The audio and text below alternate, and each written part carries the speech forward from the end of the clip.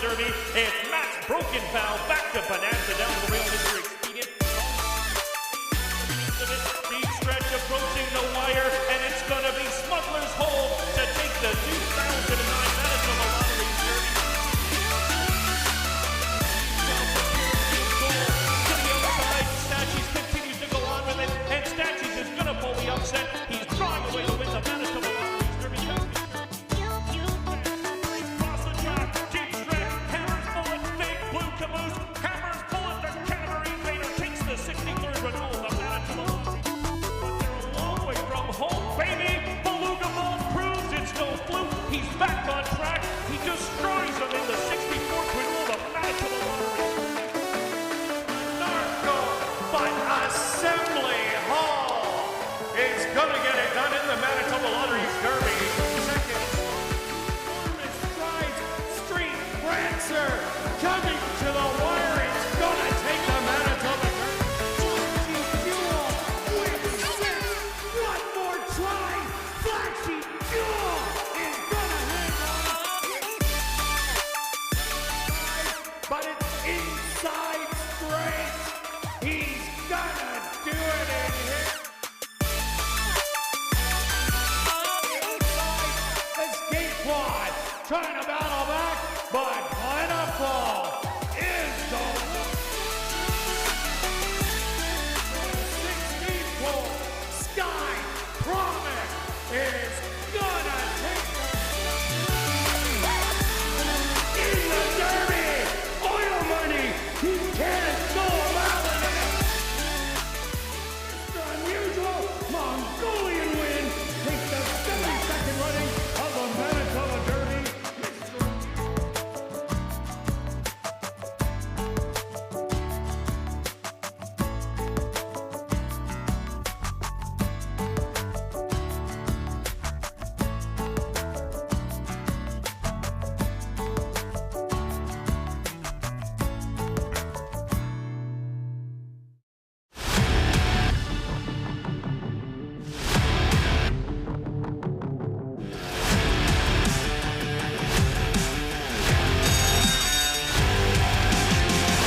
West Princess very far outside. Yeah, baby, she is gonna do it.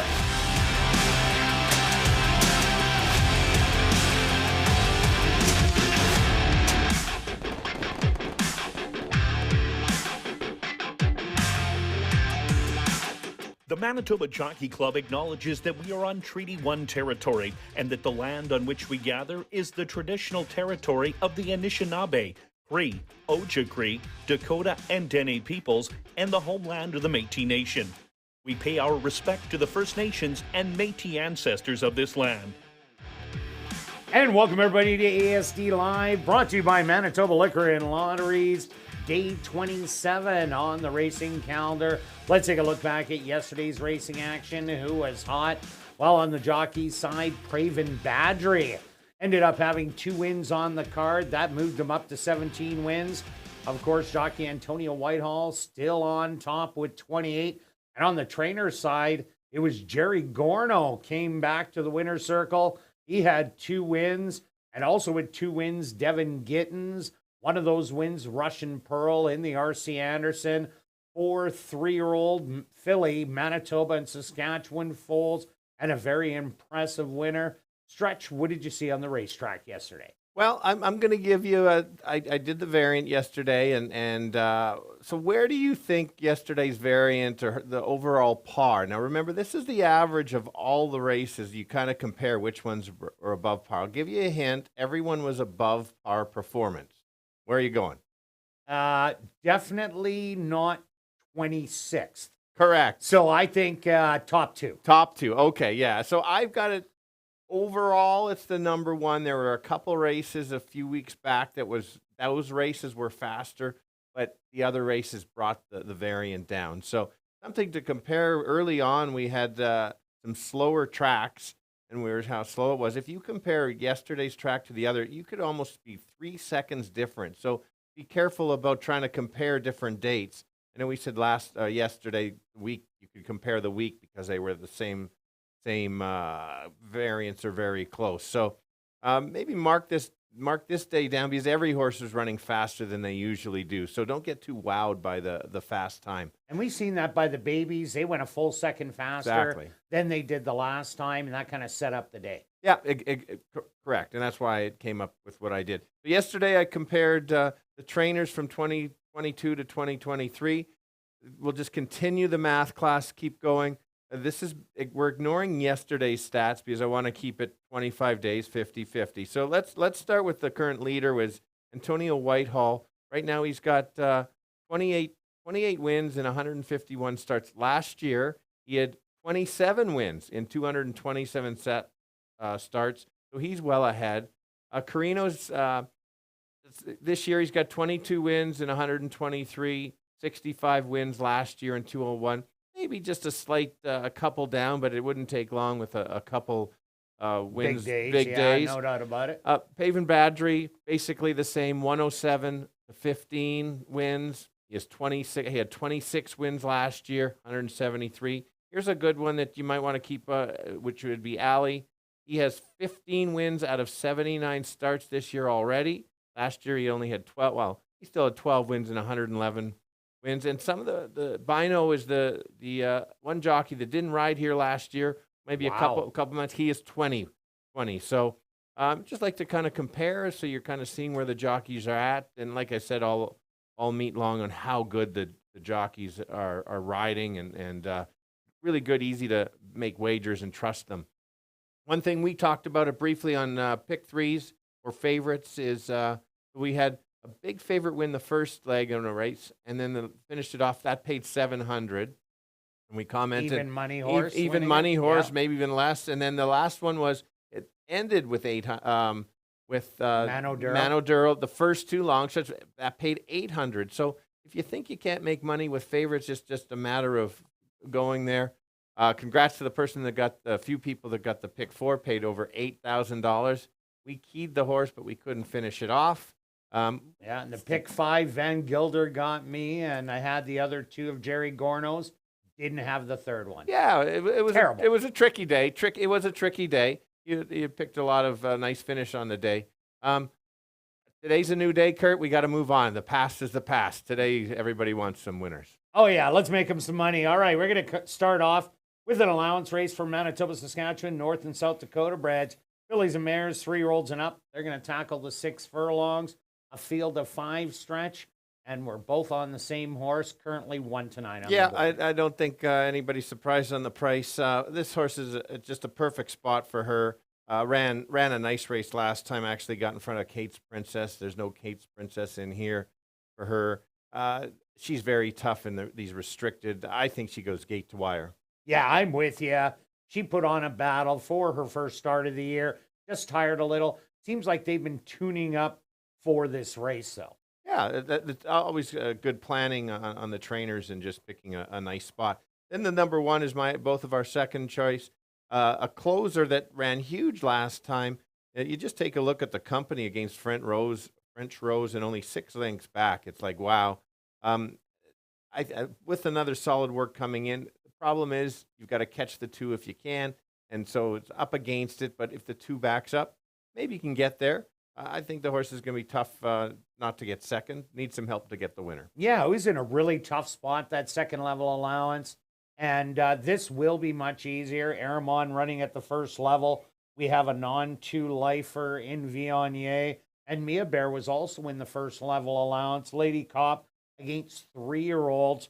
So Sweet Design, this is a big drop and should move forward off that last race. For sure. And the 5 is basically the same type of horse. Another closer that can close, that has been running well at a much tougher condition. If there is any speed battle in here, or remember this for next time, that it was no speed to chase. My third selection, certainly, I think, battling for second between the 1. Yeah, I agree with you. Aramon, a couple good races already. Only one little flat effort in there, and that was against Adams Creed and Kate's Princess, and a lot of them wouldn't have been that close in there. So both me and Stretch have 2, 1, and 5. Now we're going to carry on to race number 2, a $5,000 claimer. For fillies and mares, 3 and up that are maidens are going to go 6 furlongs. What do you have, Stretch? Okay, I'll start with my pick first in this one. I'm going with the filly that doesn't have that many starts in here. She was claimed last time. She tried going long, and it wasn't a bad race. Basically ran evenly. And then for somebody to claim the horse, obviously they saw something decent about this horse because you are spending $5,000. So I think the cutback can stalk. And if the speed kind of backs up, I think she can certainly be there. And that's why it's my top selection. I will briefly mention your top selection. I do like it. If this race was going 5 furlongs, it would be absolutely the top selection. She should be the most speed in here, and she can easily go gate to wire. So I wouldn't be surprised if she wins. My only concern why I put her to second is her best races are going 5 furlongs or shorter. If she can get that extra distance, she can win it. We'll have to find out. Anything to add? Yeah, that Bottles and Bibles, that last race, both the second and third place finishers did come back and win. And the time before that, the winner did win by 10 lengths. So it was 3 3/4 length out of second. This moves the horse up. There isn't a lot of speed in here. So this one might get some really soft early fractions. And we've seen these Jerry Gorno horses, when they do get soft fractions, you just don't catch them in the end. For sure. And then my third pick is the 2. It's kind of the best of rest because I do think it's between the 3 and the 5. At least the horse went a distance. Did run in special weight and ran kind of evenly, but that's kind of good enough for this field. So I'll give you 5, 3, and 2. Yeah, a little bit on everything to gain. Was way back in that field. Speed was carrying that day. So I went to number 1, Catsme, who was just ahead of everything to gain. But this horse actually showed some really good run down the lane. Was in the photo with the 5 horse, Bits of Lemon Drop. And I thought ran a stellar race. Gets a tongue tie on today. I think this horse is getting better with each and every start. You're looking for bombs away. I think it's the 1. And number 8, Freedom Convoy. This is the first time starter in the field. The dad had 3 wins, $2 million in earnings, predominantly at a route.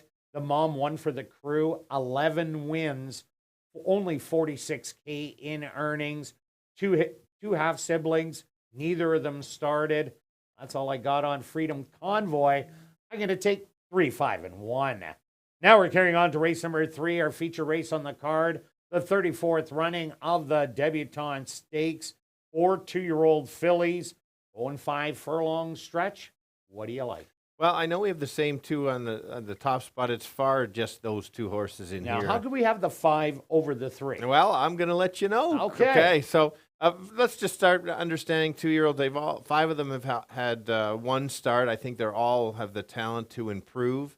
And here, and you've got a trainer on the 2 horse that just wins races early with 2-year-olds and is on a roll. So maybe that's somebody to consider in this bunch. But no standout for me because nobody really wowed me in this start like some 2-year-old years. But I think they're good runners. We might see one wake up. Why did I decide on the 5? Well, because I think there's a potential battle up front between maybe the 1 and the 3. And what I really liked, you have to watch the entire replay on this 5.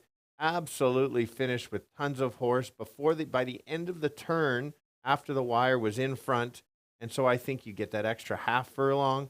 You get the start. This horse was the favorite last time, and that's what I like to look at. So maybe word was out. And so this time I don't think the horse will be the favorite, so you get the value. Everybody jumps ship, goes elsewhere. Not Stretch and Kirt. Yeah, I seen that same thing that you did, Stretch. It was funny because Antonio Whitehall won the race on Mobile Creek. All of a sudden he looked over to his left and Chavi and Chow was there already. And he was kind of like the look was, where did you come from? And it did make up a lot of legs. And we've been following these horses all year long, kind of like an attaboy cookie, kind of looking like that. So that's why we both like Commando's Last Dance. Yeah, and then let's go to the 3.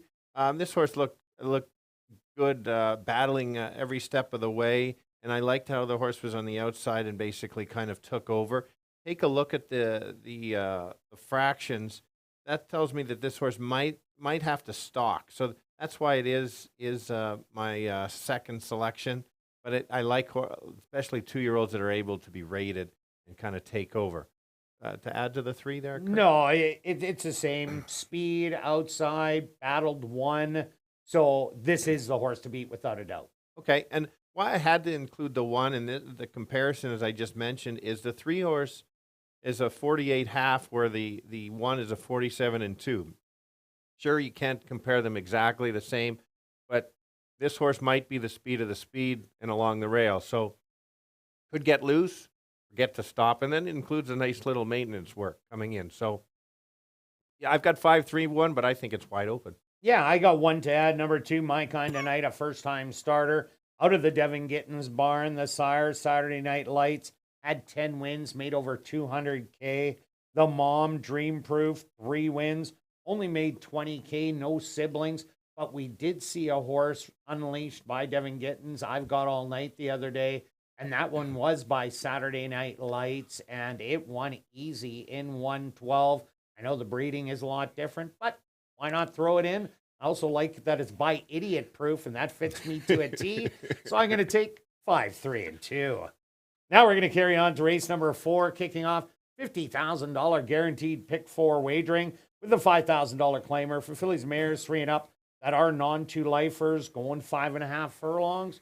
Stretch, what do you like? Okay, so we've got, I find many early pace horses here that are going to try to carry the speed. And they struggle, especially if they get pressure. Even that the 5.5 is hit and miss with some of these. So I decided I had to find a closer in here. And I decided to go with the 8. Maybe not a true closer, but I just think that this horse is on the improve. I think the horse can stalk. Like I said, adds blinkers. And this is after a horse that got claimed. So the Elton Dickey runs the horse once and then decides to add blinkers. So I like that. So clearly, with the right trip, certainly can get there and kind of take over. And then I've been backing the 6 a few times. Last time, grinded her way to get up. Again, she should have won this level 3 starts ago with a cleaner trip. Only reason I don't have her on top is they are going 5.5, and sometimes she takes a little while to get going. But with the battle up front, clean trip, certainly can beat my top pick. Yeah, definitely Just for Charlotte. I got her on top because I see the speed, the 5 and the 7 predominantly. Sassy Storming will be up there also, but I think those two are going to battle it out, soften it up. And Just for Charlotte is sitting on a win in this condition. Did win against the Breed Girls last time out, but throughout those 2 Breed Boy races, those weren't bad, but it's all about this race here, and I think she is going to come with the late charge. I like number 8, Tale of a Treaties. Ran a good race last time. The horse that ran second, Takati Gold, had since came back to win last night against the boys, going 5 furlongs, and she won really impressively.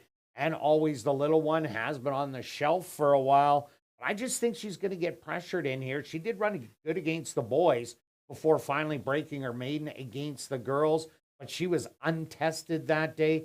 She is going to get a test in here. And that's why I'm taking 6, 8, 7.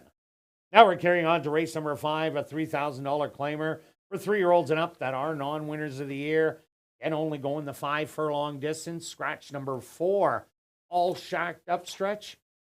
Wow, you don't think Tis Funny is the top horse? Well, yeah, so we are only going 5 furlongs, so it's non-winners, not easy of trusting this field at all.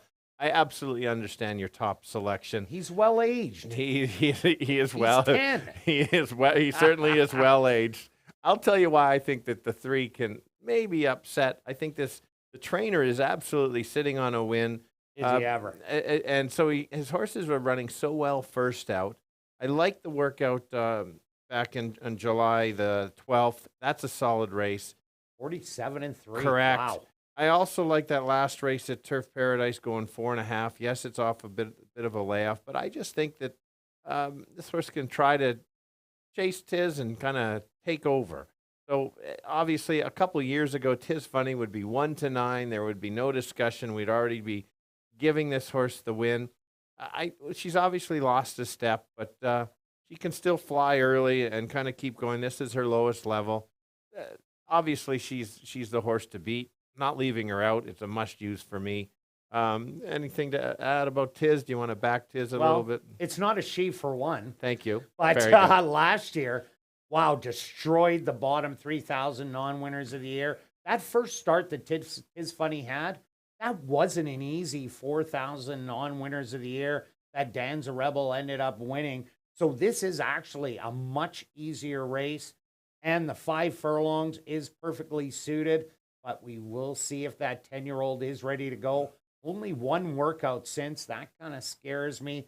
But what we know we're going to get is a lot of speed, but will he get the full 5 furlongs? For sure. And so that's why I've got both of them in the pick 4, pick 5. And then both of our third pick, I'll just talk, and you can add to the 2 if you'd like there. Kirt, if this race had been a little bit longer, maybe the 5.5 might have moved this horse up a bit. He's going to have to sit that much closer. It's running nice races. That last race was a real nice race to Silvermaker. Certainly, if one of the top 2 don't fire, this horse is certainly in there. But I've got 3, 6, and 2. Yeah, the only thing to add is Murdo, before it came here, it was at Fawner, was getting out of the gate, but look at the trouble lines. Stutter stepped, lost path, first turn, broke, slow, squeezed, break. Murdo has to get out of the gate because Tis Funny and Orchidian Storm are going to be rocketing out of there. But if they do falter, I think it's going to come rallying late. So that's why 6, 3, and 2. On to race number 6, $5,500 claimer. For fillies and mares, 3-year-olds and up, they're going to go 7 furlongs. Our first of 2 classic high 5 races, and there is a carryover of over $4,000. Stretch. All right, so I've got a few in this race that are in form, and then a few have to find their form. So we've obviously taken the horse that looks best on form, and she's been running. Last time out, she just crushed the field. I thought she was a prime play last time, and she didn't look like a loser at any time in the race. She's yet to run a bad race, though. Absolutely. Hasn't run a bad one. 2 outs ago, she chased after Flying to the Line, who had it all her own way, and a 25-second first quarter, and then Flying to the Line dug in, came back on to win, but that's a lot of bling, ran huge. Even the time before, this horse was in trouble and had a mittful, but ended up losing by only length and a half. Exactly. So I think the same. She's going to get the same. She's going to get the same trip behind. I'll get it right. Eventually. You got it right. I got it right this time. I think she's going to get that stalking trip. I think if she runs anything close to the last 2 races, even, I think it's a back-to-back win for her. I did go to the 5 as my second selection. You've left it off the board, which I totally understand. My angle here on this mare is last time they went so fast, so early that she had nothing left. There is a chance that possibly could happen, but there's also a chance that this horse doesn't have to go as fast, and she is game when she doesn't duel. And so I just don't like to leave a potential slightly classier horse dropping in class back to the 55 where she has won off my top 3 selections, because that's sometimes what happens. One horse rates and the other one goes. So no breather. She can win it. Breather. You can leave her right out. And then my last pick is the one. This horse was not going to beat the 2 last time out, but she is running well. She does have the rail. If she's able to put away the 5 or the other speed, certainly can hang around. So I think you've got to use this horse, which completes the exactor or the try. Yeah, she's got a ton of back class because it's post number 1. I think Harlan's Commission goes out to the front, and that bodes not well for Flying to the Line. So I think there is going to be that battle, and the horse on the inside usually gets the advantage. So that's why I took Harlan's Commission and left Flying to the Line out. And I took number 3, NJ's Brass. They're adding blinkers on today. This horse was a real good stalker last year. Wasn't able to get it done. It was beaten by Bayall a couple times, but everybody was last year. And then Arouse and Go took the drop to 5,000, and the horse stalked, but wasn't able to get there as Arouse and Go was just too good. If there is that heated battle, that's a lot of bling stalks. NJ's Brass follows. That's why I took 2, 1, and 3. Now we're going to carry on to race number 7, a $7,500 claimer. For 3-year-olds and up, they're going to go 7.5 furlongs. Scratch number 5 gone somewhere. Stretch. Wow, this is a great last race. Completely agree. Yeah, very competitive to close it out. I'm going to go back to this 2 horse. I've backed him in all 3 of his starts. Got paid twice on the win. Last time out, that field was just a little too good for him. I think this horse is going to get a nice stalking trip. Won't be wide. Got a little wide last time. Made a move. The figures are actually right there. You can just, if you're looking at the DRF, you can see the buyers are very comparable. and that just shows something that you have to be careful in the class or the competition of where it is. So don't just get caught up that the horse was beaten 5. I think Clean Trip certainly can take over. How about Beaten by 5. That wasn't bad because we seen Gallon Oak last night. Ran a huge race against Manitoba in the first level allowance. Manitoba, the 3-year-old, going to the Derby that was claimed for $50,000 at Lone Star. It ended up winning, but Gallon Oak was a very good second in there. Warriors Map jumped up to the second level allowance, but Warriors Map hasn't won there in a long time and isn't going to win, as the 3 Gorno horses ran 1, 2, and 3. So Exchequer down to 75. I think this horse is real solid. For sure. And my second selection is the one. This horse has been running well in all 3 of his starts. Always likes him that middle move. Last time kind of made a quicker middle move, and that's what kind of cost him late. If it gets a similar trip, doesn't have to make that big move too early, and times it right, certainly can be there. Just depends how the race shape goes. And Labrat was the speed in there that hung on. Correct, yeah. That Labrat battled back on that race, a game race by that horse. And then my third, so both of our third selection, I think this horse belongs at this level. Last 2 starts was the optional claimer race. Just a little too tough. Now back to where this horse certainly belongs. Won at 7,500 3 starts ago. Easily. At a big price. I think there's a chance here at a big price it certainly could do that again. So I'm going to go 2-1-3. Yeah, the other horse I like is number 4, Bottle of Smoke. Here's a horse that dropped in from the allowances down to 7,500. Has a dynamite running style, a stalking style. Can be on or near. Was sitting just off of it, made the move, and then carried on to rather easy victory. So that's why I put in second. So I'm 2, 4, and 3. Good luck with all your wagers this evening. I'll be right back with the changes on this evening's Carter Racing.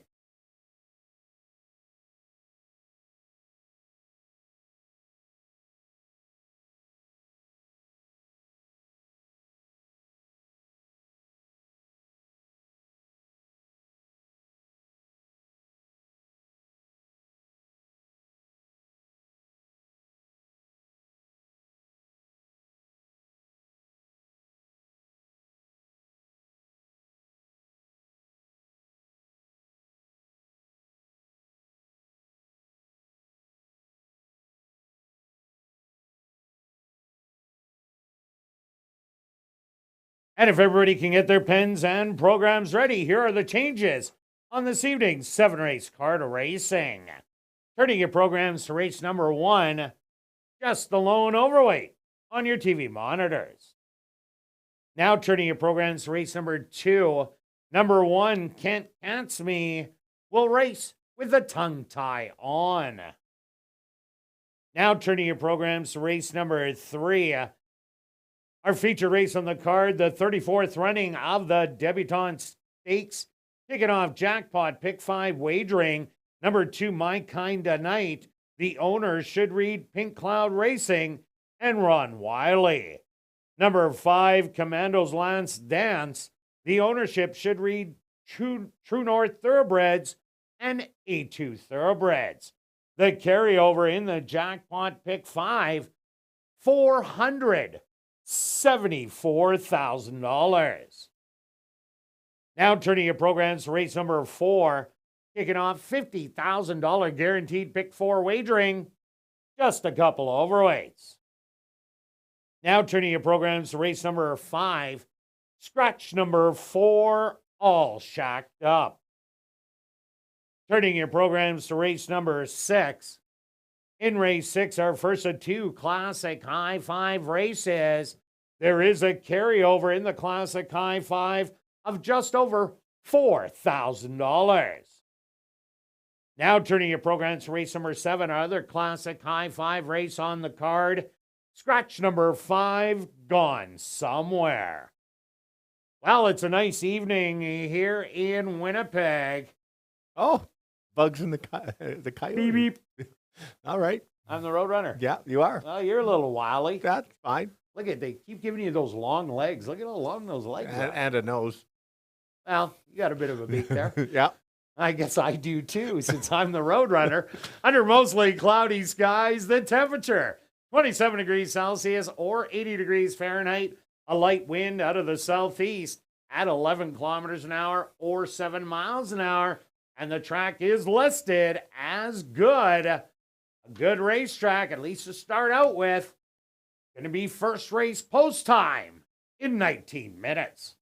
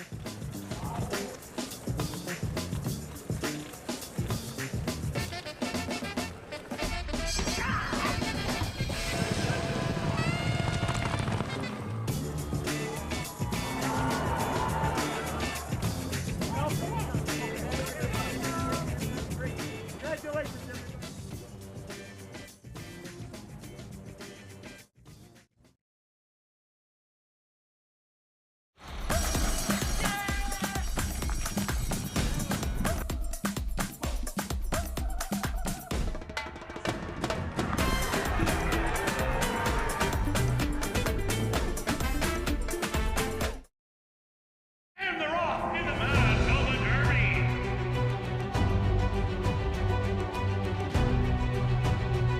Field of nine sent on the way in the CC Dirt. And they're off in the Canadian Derby. Red Rods will take the Manitoba Derby. And Walcott takes the lead with great escape. Regal Bryant, Roland Rose, the ride. Regal Bryant, Bill wins the Derby.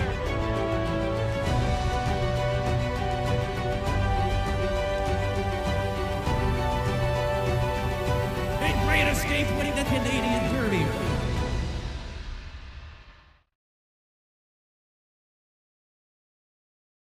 And welcome to Assiniboia Downs. Be sure to enter your name for a chance to be our VIP Fan of the Night. Ballots are available in the lobby. If your name is picked, you're going to get the VIP treatment, including a $25 wagering voucher, an ASD t-shirt, a trip up to the press box to watch me call a race. You're going to go down to the paddock to see the horses, and then you're going to the winner's circle to watch a race and get a framed photo with the winning horse. Now on to racing. If you're new to racing, stop by and see Shannon and Brad at the Fan Education Center, located on the main level. They can answer all your questions about how to bet. And be sure to download the new app called Dark Horse Bets. All new account signups receive a free $30 deposit and a free Dark Horse t-shirt. Just scan the QR code on the front of your program or off any of the posters around the building to download the app now. Have a great night of racing.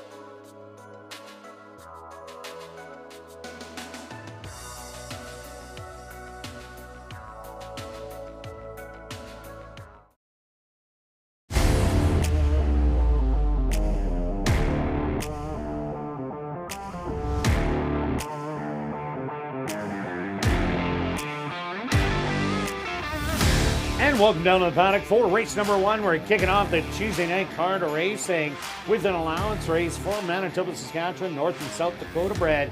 Fillies and mares 3 and up. They're going to go 6 furlong stretch. Massive favorite at 1-5, Mia Bear. Yeah, expected when you're the controlling lone speed and you were in a classy level, dueled with Kate's Princess.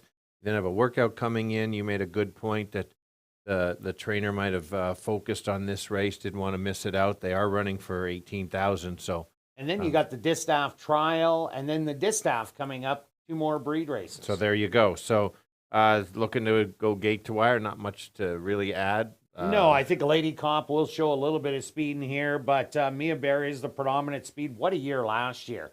7 for 7, top 2 with 4 wins.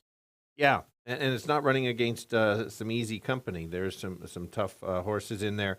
Both of our second selections, the one, Sweet Design, ran better than expected for me anyway. Definitely, me too. Yeah, I thought might have needed one, and this horse was actually closing on the second place horse set up again, and also has a nice 5 furlong work coming in.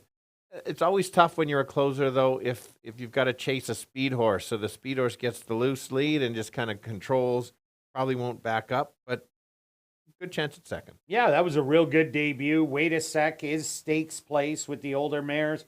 French Rose, you can't beat her at that second level allowance, so that's why she's also my second play. Let's talk about number 5, Aramon. Aramon ran second first time out, going 7 furlongs.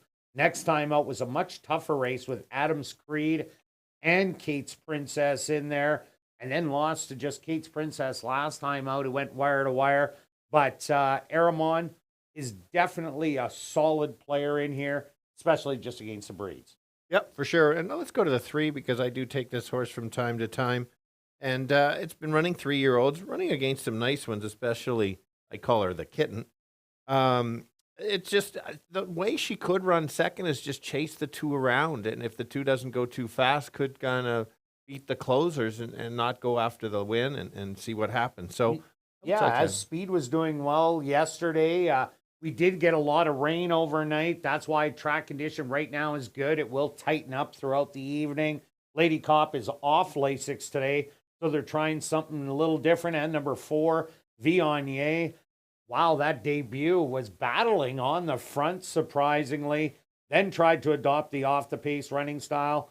Now gets the bug boy, Fraser Abley, who's on quite the streak as of late. Yeah, and include a nice little work in there. I think they're going to try to find a place where this horse belongs. All right, let's go to our wagers here in race number 1. Stretch, what do you have?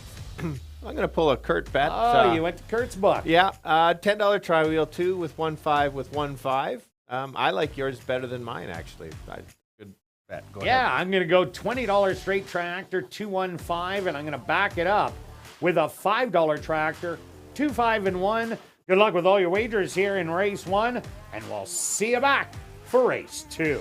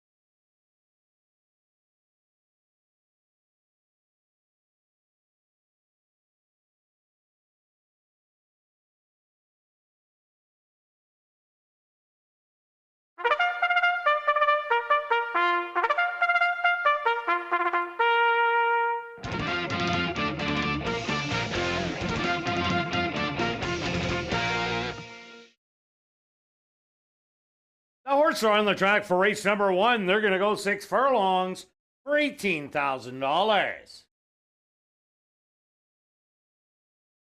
Number 1 is Sweet Design, owned by Jerry Lambert and Lynn Matthews, trained by Tom Gardapi Jr. with Ronald Alley. Number 2 is Mia Bear, owned by Dunworkin Stables, trained by Fred Rawson with Ronaldo Cumberbatch. Number 3 is Lady Cop, owned by A2 Thoroughbreds and True North Thoroughbreds, trained by Michael Nault with Chavi and Chow. Number 4 is Viognier, owned by Dr. Ross and Brenda McKeag, trained by Carl Anderson with Fraser Abley. Rounding out the field is number 5, Aramon, owned by Dr. Ross and Brenda McKeag, trained by Carl Anderson with Tim Tarasenko. Post time for race number 1 in approximately 3 minutes.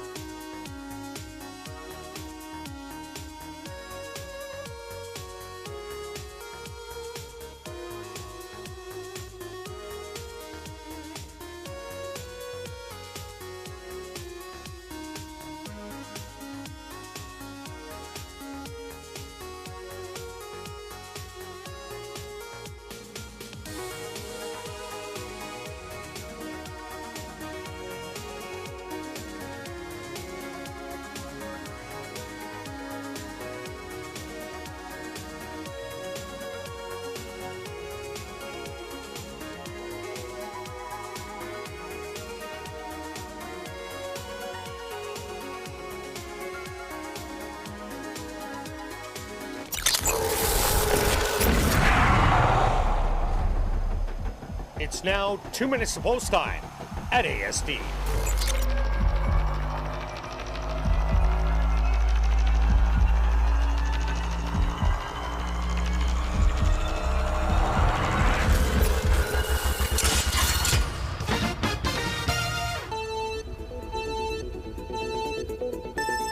All right, the girls kick off the Tuesday card going 6 furlongs. There is a big favorite. She deserves to be the big favorite. She's going to go as fast and as far as she can, and it's going to be catch her if you can, and I don't think you're going to catch her. She's just too talented and has too much speed. And so who's going to run second at maybe a bit of a odds-on price there to make some money? Let's go with the 1 as a second choice. She ran against some stakes horses. She's always right in the mix. Now she drops to an easier level, just like the 5s. Also drops in class. She's a closer too. So it'll be 2 on front with the 1 and 5. Kirt? Yeah, Stretch, not a lot to add. Mia Bear, great first outing. Has been on the shelf for a while, but does have a fresh end work coming in.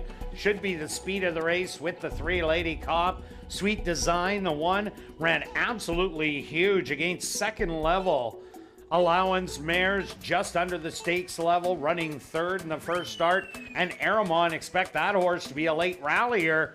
2, 1, and 5 for me also. Good luck here in race 1.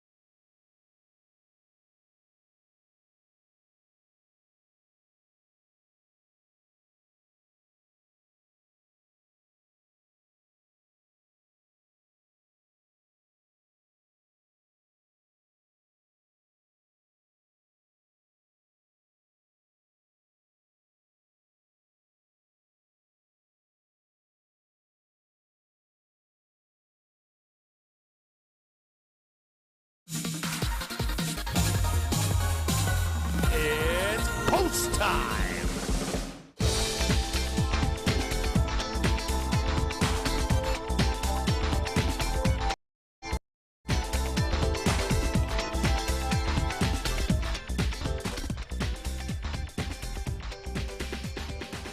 Sweet Design, the first one into the starting gate. Next one in, the overwhelming 2-5 favorite. That's Mia Bear. Lady Cop from the middle goes in. Just 2 left to load. Viognier.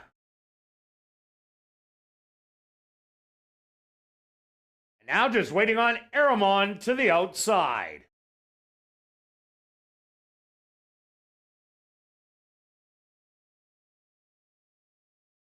The field is set. They're at the post.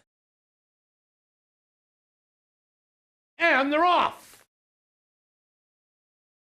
Lady Cop is away well to go right out after the early lead. Viognier putting on some pressure on the outside. Mia Bear will be the stalker, a length and a half back. And then Aramon and Sweet Design are racing as a pair. Lady Cop has a restrained lead through an opening quarter in a rather sluggish 23 seconds.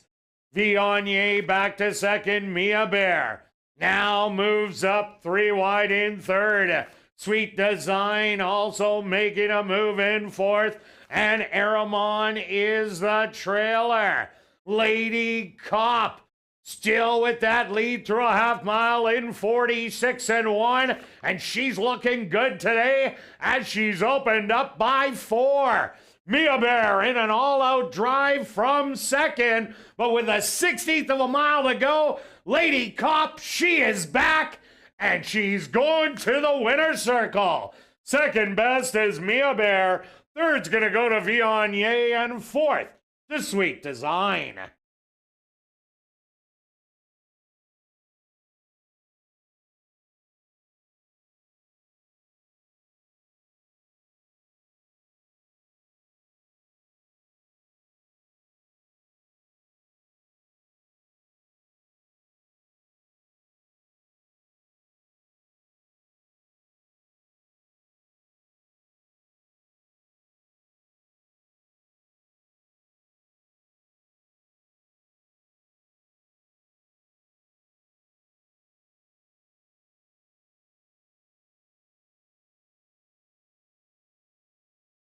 The Stewart's opposed to number 3, Lady Cop, as your race winner.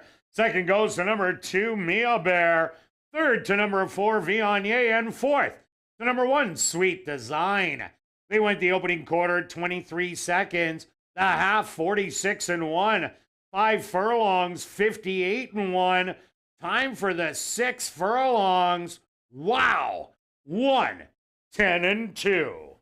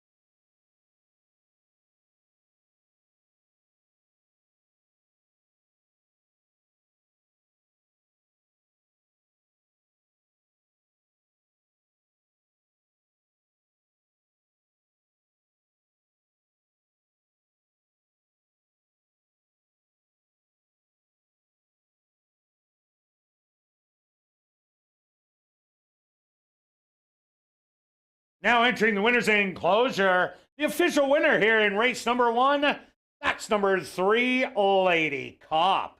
Lady Cop is a dark bay or brown filly, 3 years old, by Vengeful Wildcat, out of the mare Angola Bonao by Successful Appeal.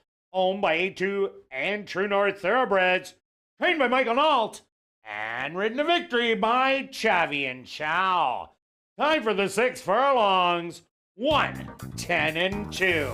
Number 3, Lady Cop, was proudly bred right here in Manitoba by Dr. Betty Hughes. Race 1 is official in the upcoming second race. Number 1, Cat Cats Me, will race with a tongue tie on. Kicking off another pick 3 here in race number 2. Ladies and gentlemen, the stewards have upgraded the track condition to fast. The track condition has been upgraded to fast.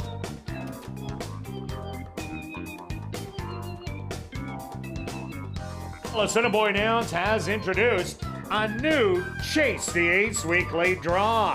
The progressive jackpot is guaranteed at $5,000 if you pick the Ace of Diamonds. Tickets start at $5 and are available online at asdowns-cta.com or here in person at guest services or at the VLT cashier's cage. The draw will be made tomorrow at 9 p.m., so get your tickets now. Proceeds do support community charities, including Final Furlong, the Winners Foundation, Manitoba Indigenous Cultural Education Center, Indigenous Languages of Manitoba, the Manitoba Lung Association, Dream Factory, Mad Winnipeg, the Canadian Mental Health Association, Manitoba Arthritis Society, the Manitoba Conservatory of Music and Arts, and the ALS Society of Manitoba. By purchasing a ticket, you are helping these charities make a positive difference in the community. Thank you for supporting the Chase the Ace charity program.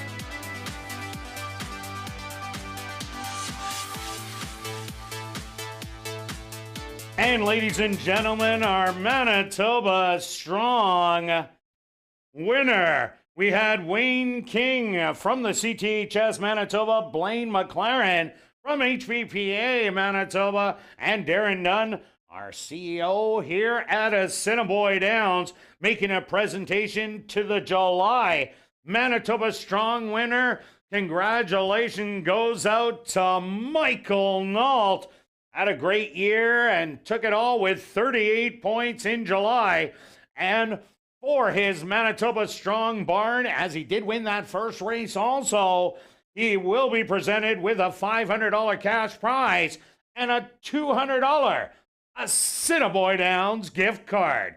Congratulations, Michael Nault.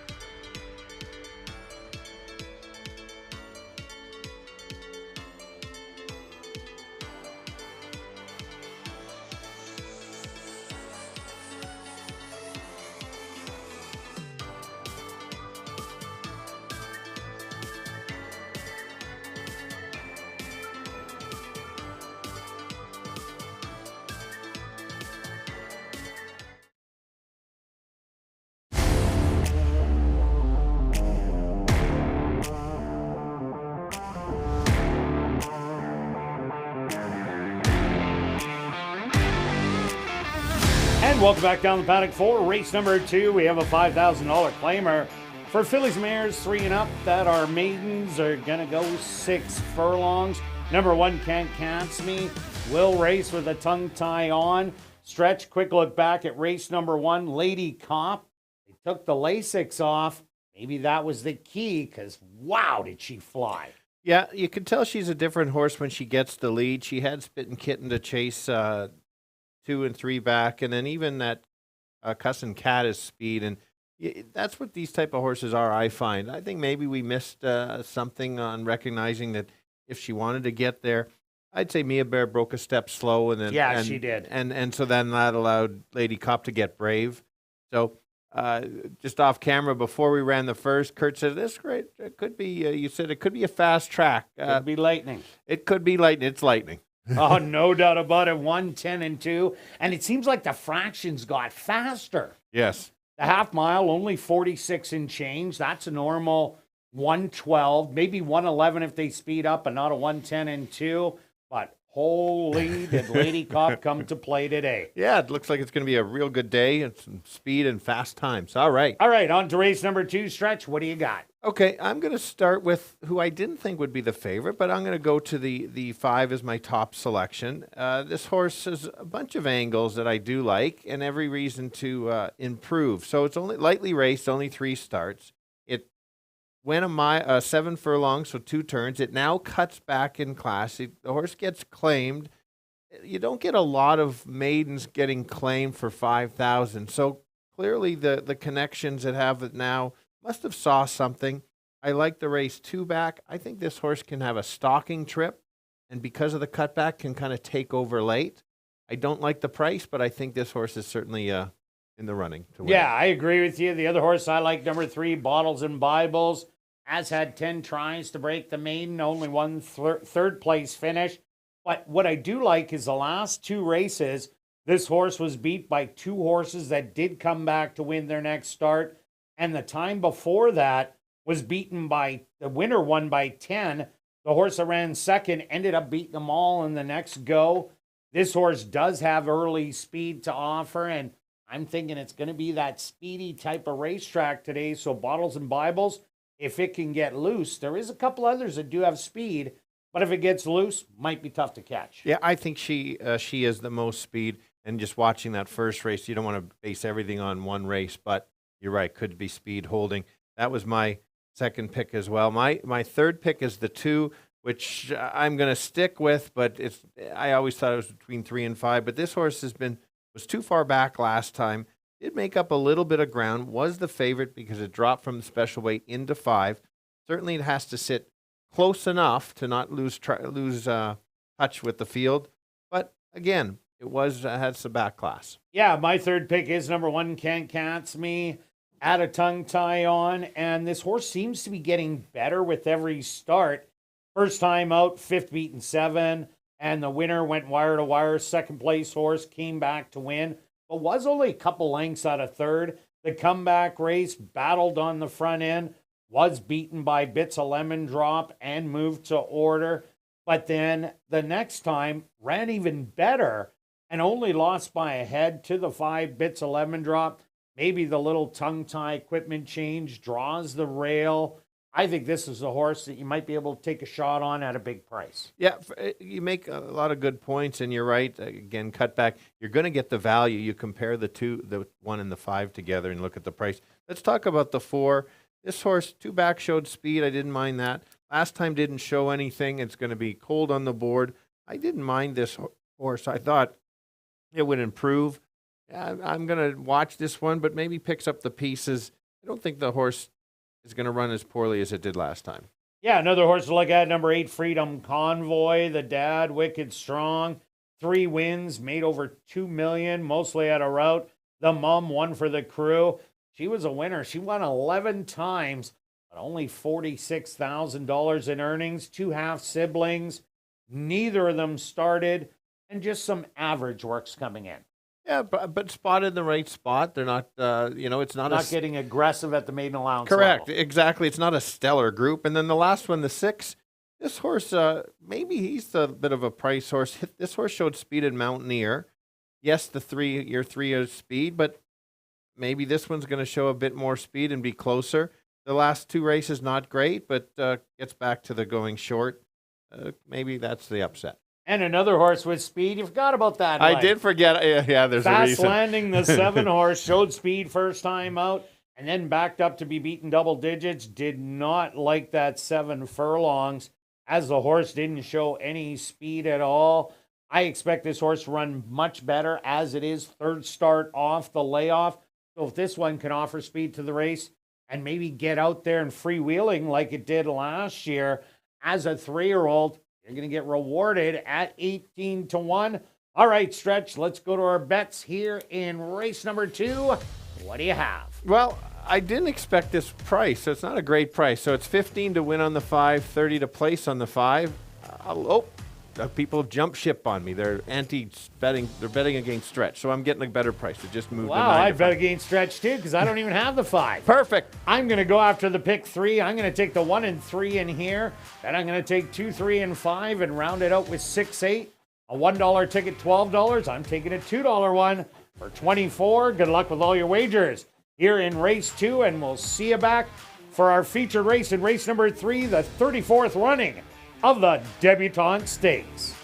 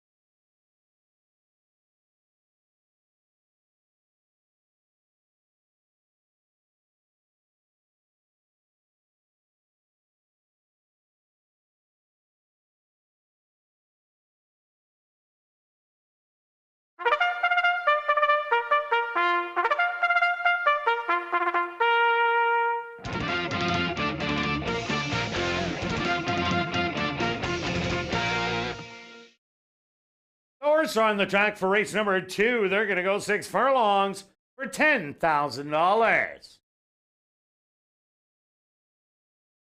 Number 1 is Can't Catch Me, owned by Club 3D, trained by Curtis Maxwell with Siobhan Bell. Number 2 is Everything to Gain, owned by Wind Answer Stable, trained by Wendy Anderson with Fraser Abley. Number 3 is Bottles and Bibles, owned by Henry Witt Jr., trained by Jerry Gorno with Praven Badry. Number 4 is Move to Order, owned by Sean Morin and John Clement, trained by Sean Morin with Neville Stevenson. Number 5 is Bits of Lemon Drop, owned and trained by Victoria Morse with Antonio Whitehall. Number 6 is Helen's Spirit, owned by Kurt Bellick, trained by Jennifer Jordan with Nyrone Austin. Number 7 is Fast Landing, owned and trained by Shelley Brown with Demario Bino. Rounding out the field is number 8, Freedom Convoy, owned by Margaret Dale Ellison, trained by Wendy Anderson with Ronaldo Cumberbatch. Post time for race number 2, 3 minutes away.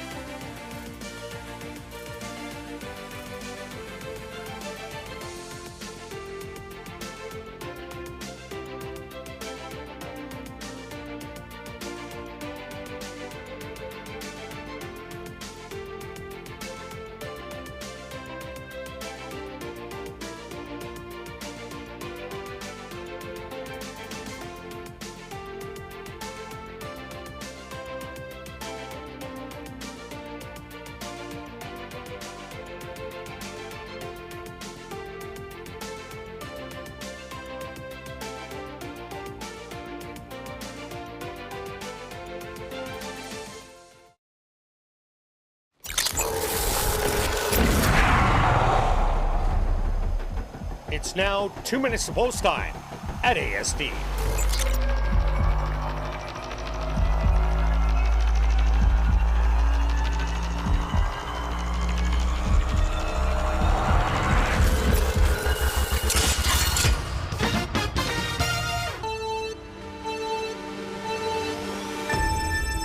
All right, the girls going 6 furlongs for horses that have not ever won a race. So they're all looking for their first win. Maidens. Let's start with the 5. It's the current favorite. I don't know if it deserves to be, but the horse is lightly raced, just improving with each start. Gets claimed, means somebody else purchased this horse. I think this horse can stalk and take over, where the others don't always get the distance. Who's the speed? That could be the 3. You're getting 6 to 1. Good value, an Invader from down south. Others to consider will be the 2. He'll be at the back. She'll be at the back of the pack, closing late. So I'll give you 5, 3, and 2. Kirt. Yeah, Stretch, after watching that first race, you might want to get speed, especially if it can get loose. I went to number 3, Bottles and Bibles, had showed speed when it was going a little farther than 4 furlongs. And these horses have been doing really well, especially the ones from Will Rogers. I expect this horse to be forward in the race, and if it can get the lead, tough to catch. The 5, Bits of Lemon Drop, also running really well. This one figures to be in the top 3, and I like number 1, Can't Catch Me. This is a horse that has been improving with each and every start. They're adding a tongue tie on today. That could be a little extra help to get it over the top. So I'm going to give you a 3, 5, and 1. Good luck here in race 2.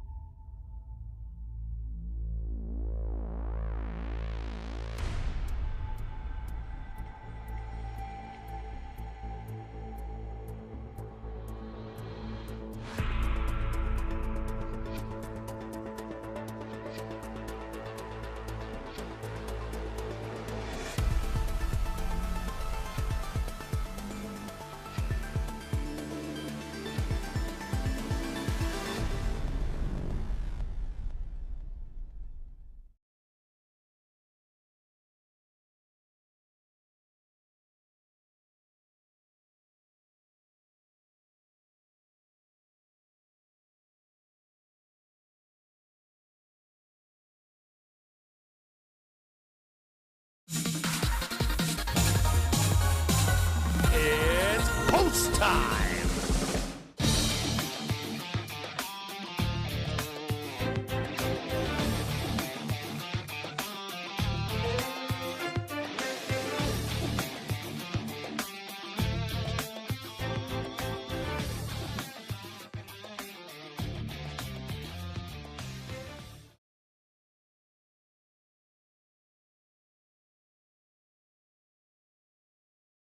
Helen Spirit was the first one into the starting gate. Can't Catch Me also is in. Next up, Everything to Gain.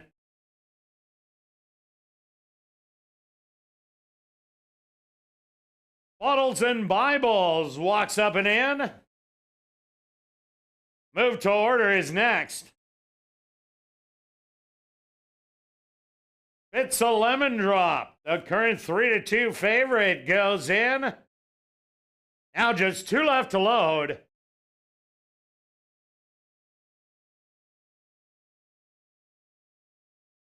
Fast Landing.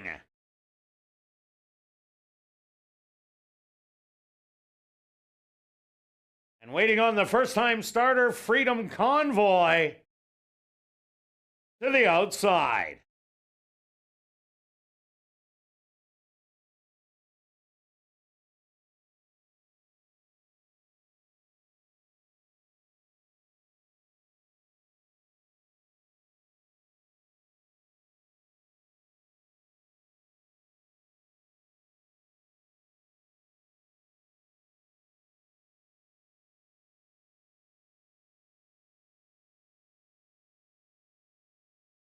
Freedom Convoy a little reluctant.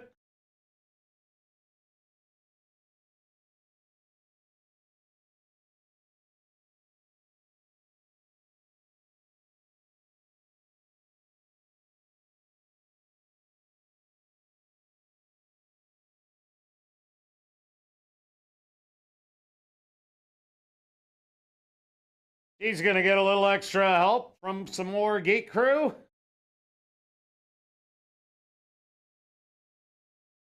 And she's now in. They're at the post.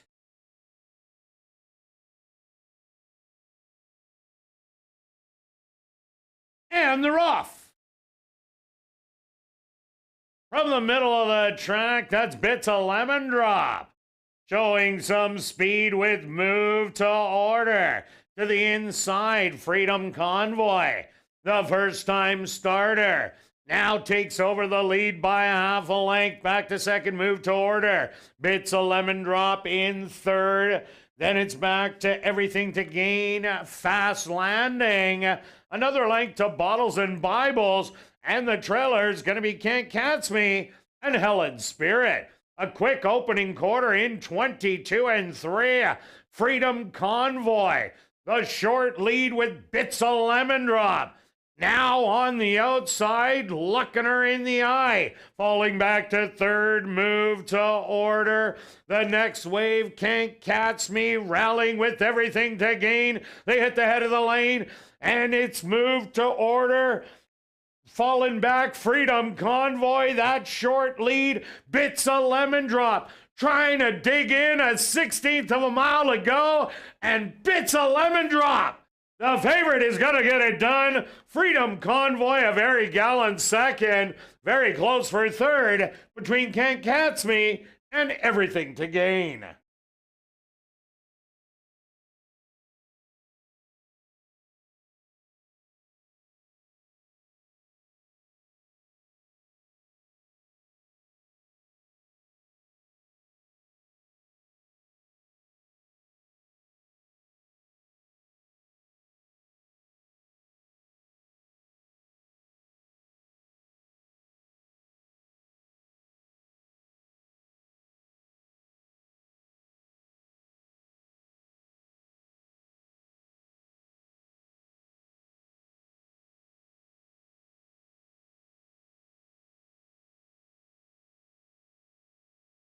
The Stewart's opposed to number 5, Bits of Lemon Drop, as your race winner. Second goes to number 8, Freedom Convoy. A photograph has been called to determine the show position. They went the opening quarter 22-3, the half 46-4. 5 furlongs, 1 minute. Time for the 6 furlongs, 1:13-4.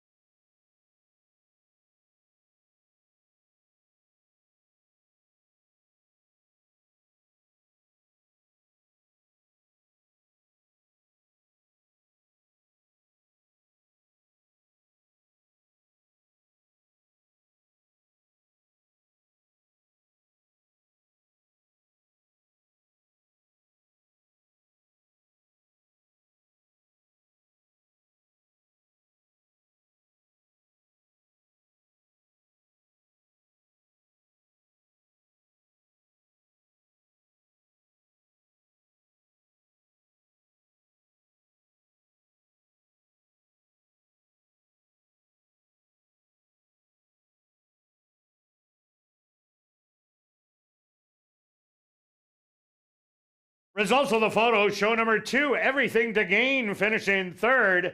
4th goes to number 1, Can't Catch Me.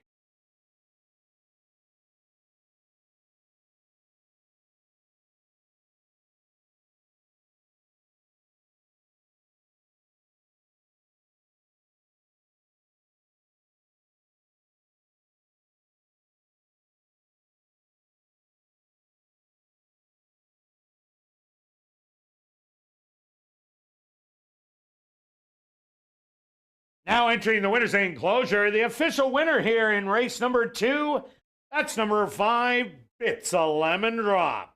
Bits a Lemon Drop is a bay filly, 4 years old, by Declassify, out of the mare St. Lamone by Lemon Drop Kid.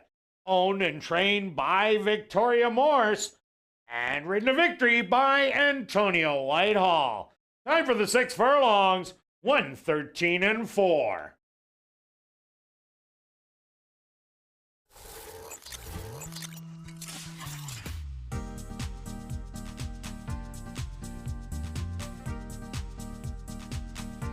Race 2 is official in the upcoming 3rd race, our featured race on the card. It's the 34th running of the Debutante Stakes for 2-year-olds. Kicking off jackpot pick 5 wagering. Number 2, My Kinda Night. The owner should read Pink Cloud Racing and Ron Wiley. Number 5, Commando's Last Dance. The ownership should read True North Thoroughbreds and A2 Thoroughbreds. We'll carry on with the rest of the changes in this evening's pick 5. No changes in race 4. Turning your programs to race number 5, scratch number 4, all shacked up. Now turning your programs, no changes in race 6. Turning your programs to race number 7, scratch number 5, gone somewhere. Jackpot pick 5 wagering. Here in race number 3, they go to post in 19 minutes.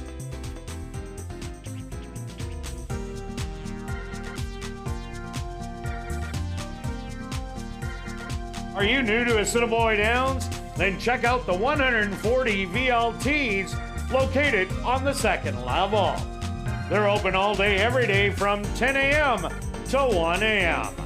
And Assiniboia Downs is pleased to present the renowned RCMP Musical Ride. That takes place this Friday and Saturday.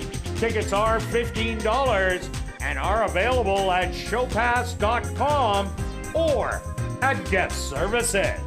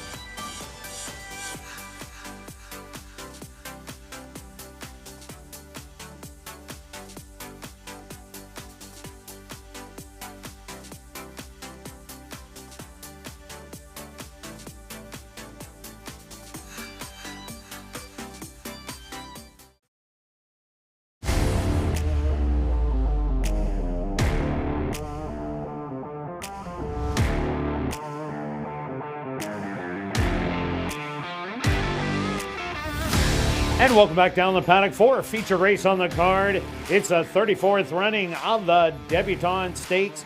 4 2-year-old fillies going 5 furlongs. Kicking off jackpot pick 5 wagering. Let's take a quick look back at race number 2. Well stretch, bits of lemon drop.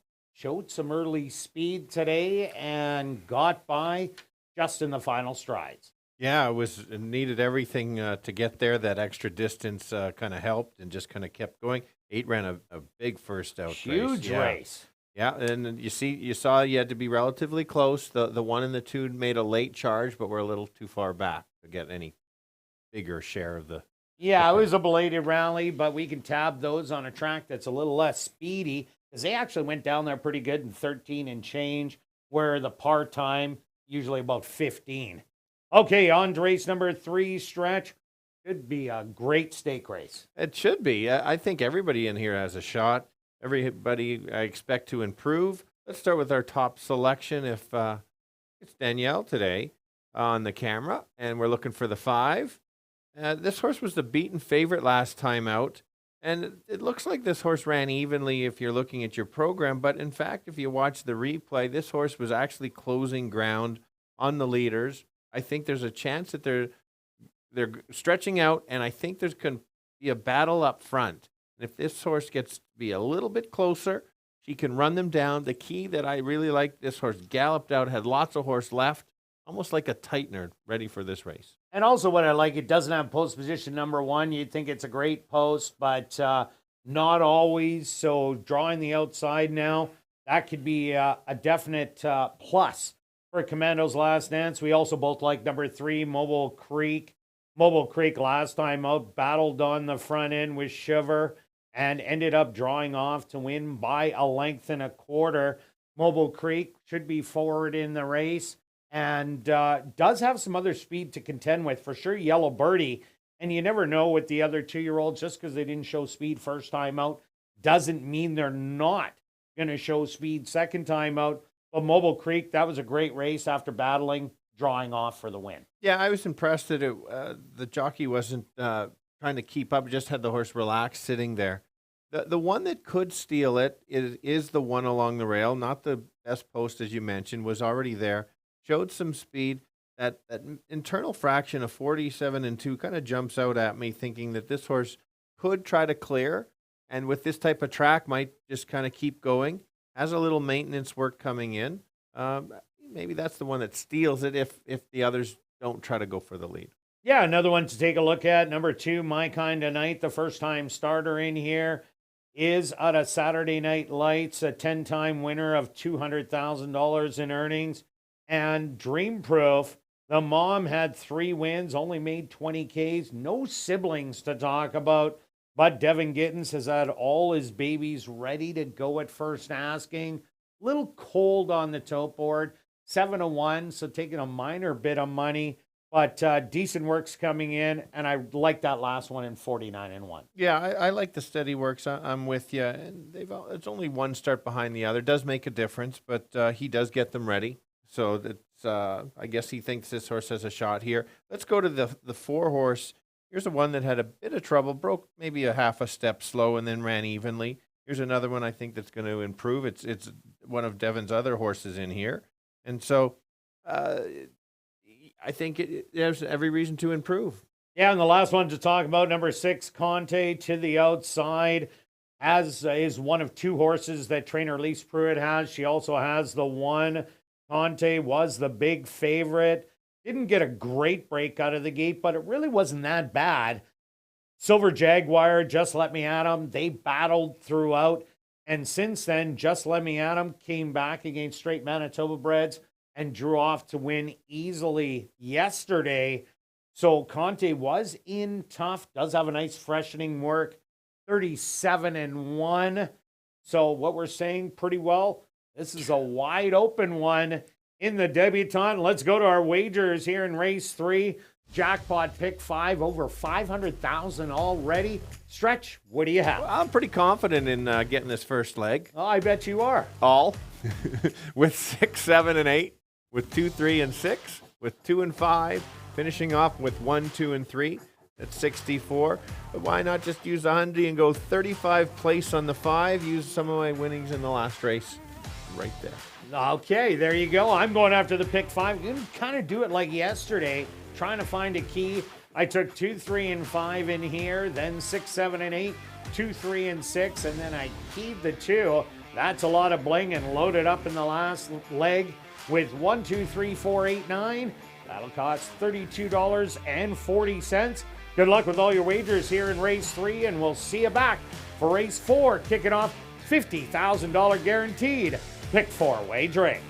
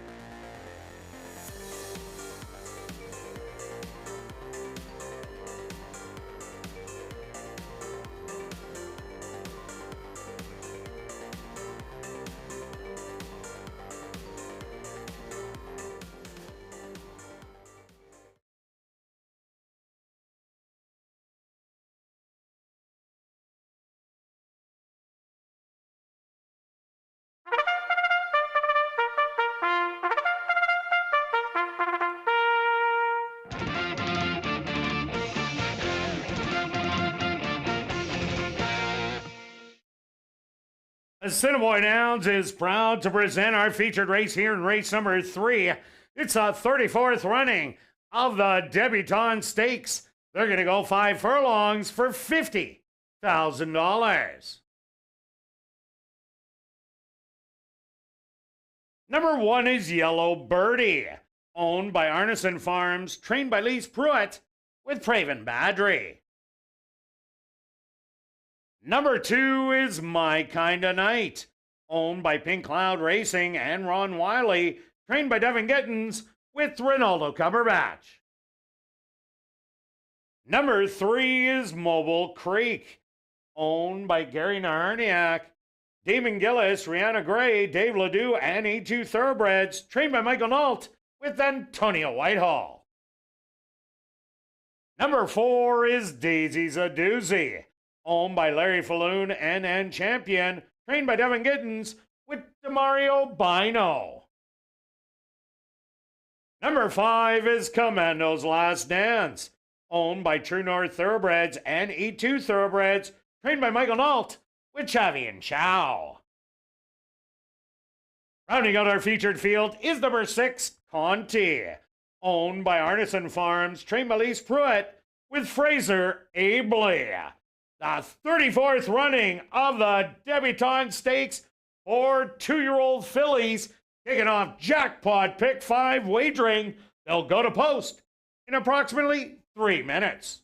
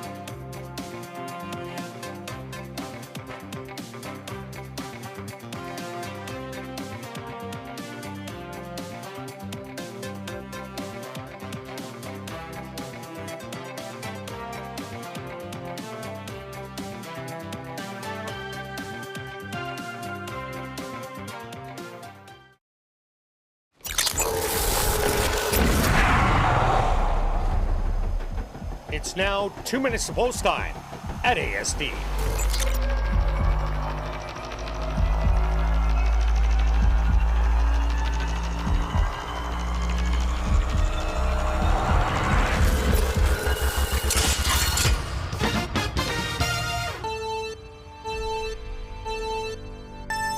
All right, the girls going 5 furlongs, 2-year-old fillies in a stake race. Let's go to the 5 at 4-1. May not look good on form, but this horse has a closing kick.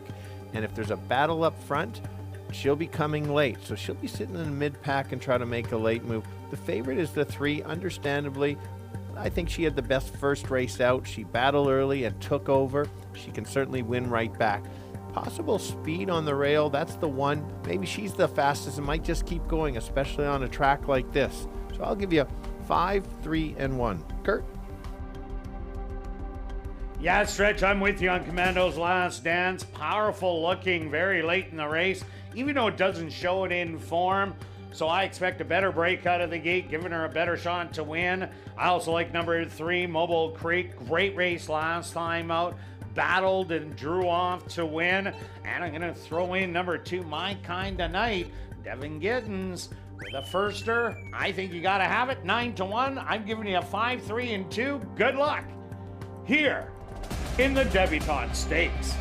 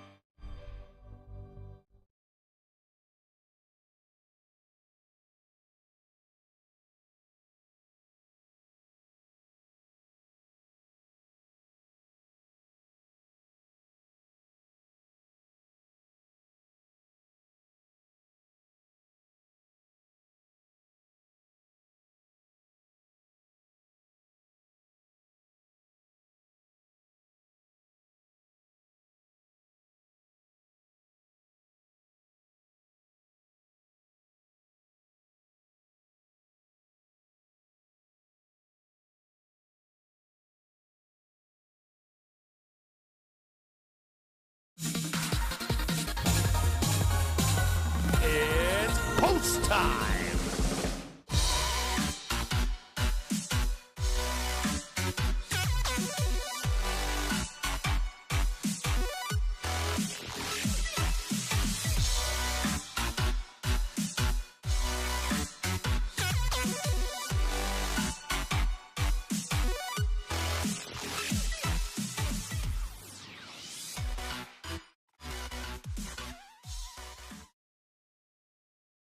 Yellow Birdie, the first of the 2-year-old fillies into the starting gate.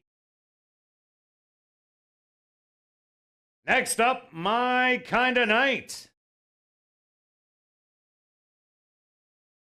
Mobile Creek, the even money favorite, walks in. Daisy's a doozy. She's also in. Just 2 left to load. Commando's Last Dance.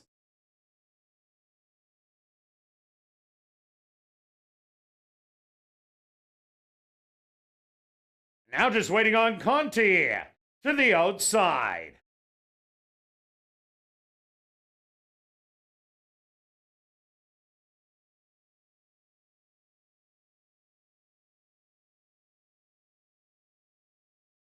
Mobile Creek a little fractious.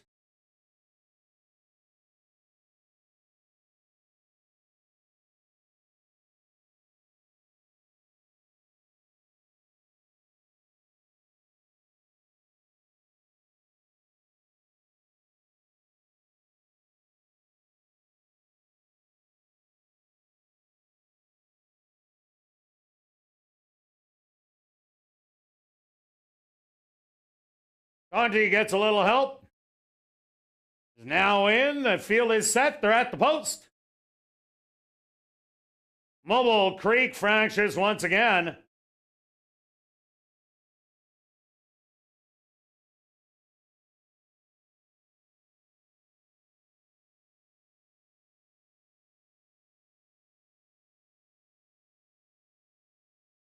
And they're off in the Debutante Stakes. From the far outside, Conti shows some early speed. The stablemate, Yellow Birdie, is also right there. In between horses, that's Mobile Creek feathering up the fence. My Kinda Night. Back to your trailers, Commando's Last Dance, and Daisy's a Doozy. 3 across the track. My Kinda Night on the inside through an opening quarter of 22 and 1. In between horses, Conti and Yellow Birdie, Commando's Last Dance. 4 wide, they hit the head of the lane. A short lead for Yellow Birdie. In between horses, Conti to the far outside.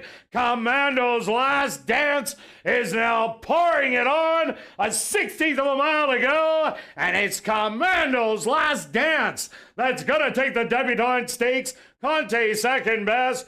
Third's going to go to Yellow Birdie. And fourth to Daisy's a Doozy.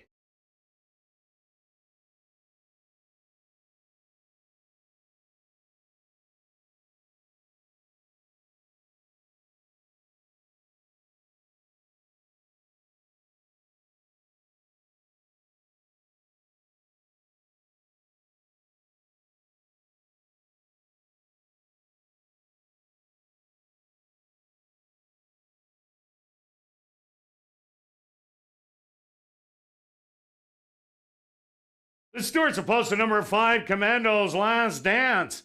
As your race winner, second goes to number 6, Conti.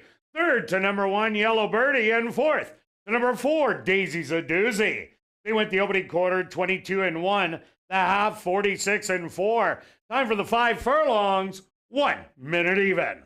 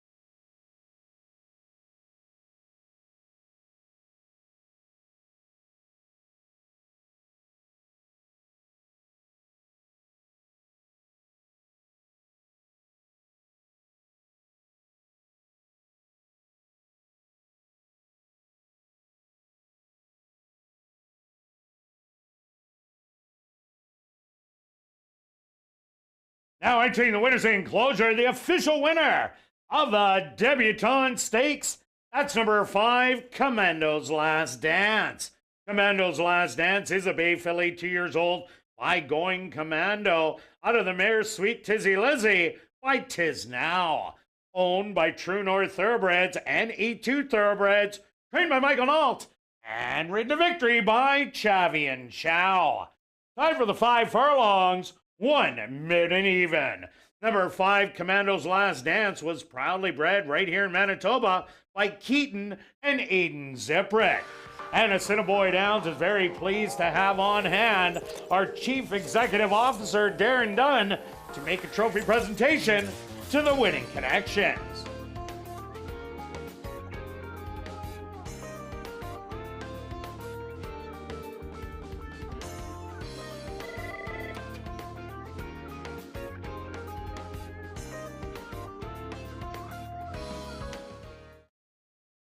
And ladies and gentlemen, we've drawn our VIP Fan of the Night. Congratulations goes out to Donna Graham. That's Donna Graham. Congratulations. You're our VIP Fan of the Night. Please report to guest services on the main floor, South End. In the upcoming fourth race, kicking off $50,000 guaranteed pick four wagering, there are no changes. But we'll carry on with the rest of the changes in this evening's pick four. Turning your programs to race number 5, scratch number 4, all shacked up. There's no changes in race number 6. Turning your programs to race number 7, scratch number 5, gone somewhere. $50,000 guaranteed pick four wagering starts right here in race number 4.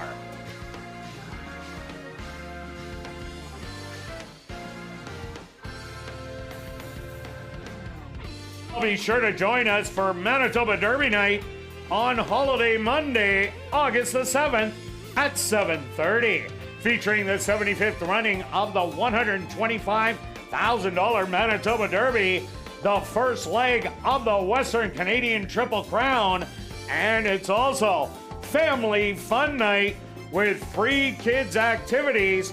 For more information, go to asdowns.com.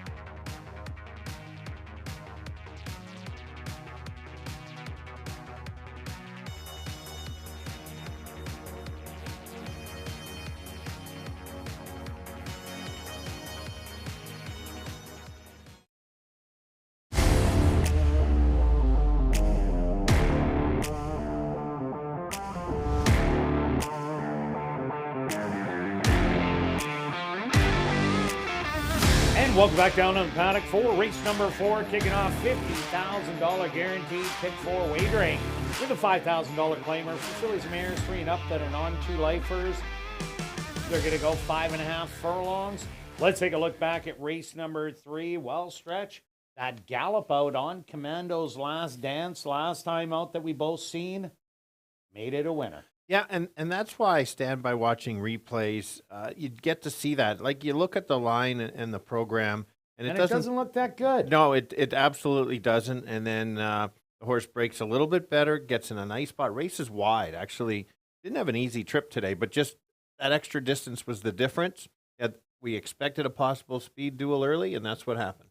And a little bit of action in the gates. Mobile Creek didn't show his best in there. Michael Nault, Chavi, and Chow teaming up for their second one. On to race number 4, Stretch. What do you have? I have this as We have a couple closers. I have some closers. It's a bit of not an easy race here. It's a bunch of kind of fringe picks. You've got inconsistency that many have won one. Most have only won one race. This has been a crazy condition all year, this 5-on-2. Absolutely. I've got and landed on the closer that hopefully won't be too far back, but if the horse runs similar to that last race with the 5, I think the 8 can get there. 2 back ran a nice race and just kind of took over, was wide, took over, was much the best. And then last time ran basically evenly, but that was in a pretty good time for this level. And so if it runs back to kind of similar, gets the duel, this horse likes to run relatively evenly where the others seem to get tired and back up a bit. Yeah, and they're adding those blinkers on today. That should sharpen a little bit more speed out of the horse. I think there is that duel between the 5 and 7. I went to number 6 Just for Charlotte. Had been knocking on the door in this condition for a win. Had back-to-back seconds. Lost to Sky Tizzy, who was a dropper. Lost to Lady Creative, who was a dropper. And then twice against the boys. And then beat the breeds the last time out, getting up in the final strides to draw off by a length. I think there is going to be pace up front, so it could set up for a closer. So that's why I went to Just for Charlotte on top. Oh, yeah, I absolutely agree with you. Actually, the one that it did lose to Sky Tizzy actually was the best in that race. That was the big check. Oh, checked so hard at the 3/8 pole. Correct. And I don't like to leave out a speed horse if I've got 2 closers, and I think the best speed horse, or at least even can stalk, that's the 7. This horse won its maiden race last time, lightly raced, more room to improve again. Will have to battle up front, but if Carino, which he can do, he can rate these horses just on the flank of the speed and try to get the jump. And if that's the case, certainly can get there. Yeah, another one of the speed horses in here, number 5, Ask the King, has showed speed in every outing since arriving at the Downs. Last time out, Takati Gold was taking the same allowance drop, and those two set up the race. They went the half mile, 46-4. They were zipping along, and White Rose Spirit sat right in behind them in third, ended up going on for the win. Takati Gold came back to win last night against the boys, going wire to wire. So Ask the King is going to be speeding the race. If the 7 doesn't go, Ask the King could be gone. Yeah, that's always the thing. That's why I like the speed horses at times. One is the big dropper. All the others have been running in the non-2. This was an allowance non-2. Hasn't shown very much, but if you look back at last year, was running at a higher level. Has come off the pace a little bit and has a 5 furlong work coming in. Try to wake this horse up. Could get that rail trip.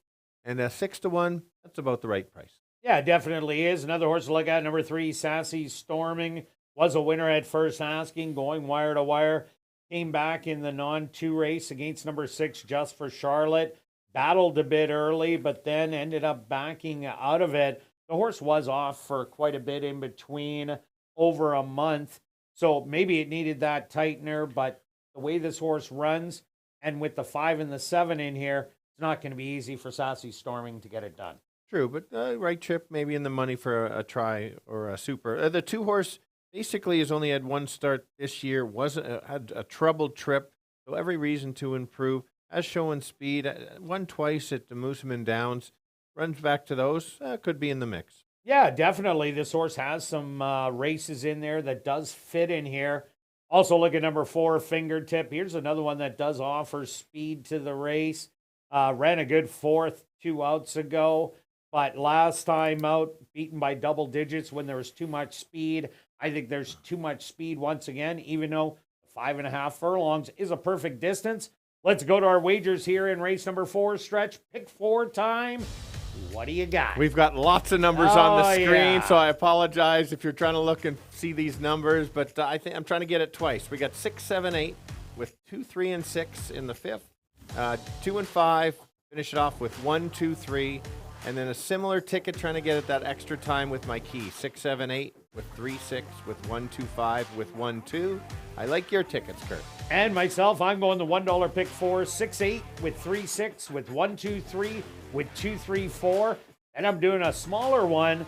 I'm taking 6, 8 in here. I'm keying the 6. I'm keying the 2. Ending that off with 1, 2, 3, 4. That one's only $8, but I'm going to take a $2 one for 16. I'm trying to get multiples. Good luck with all your wagers here in race 4, and we'll see you back for race 5.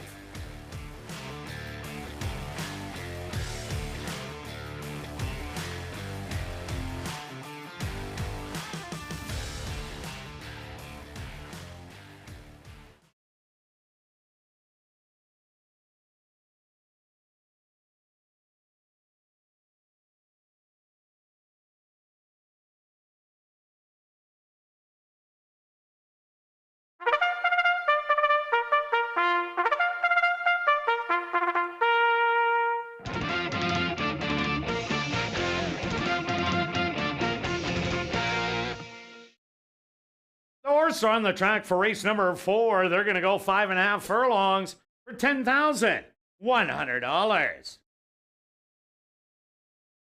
Number 1 is Sunday Suzanne, owned by Kurt Bellick, trained by Jennifer Jordan with Arthur Badu. Number 2 is Moore's Miracle, owned by Pink Cloud Racing, trained by Courtney Ross with Neville Stevenson.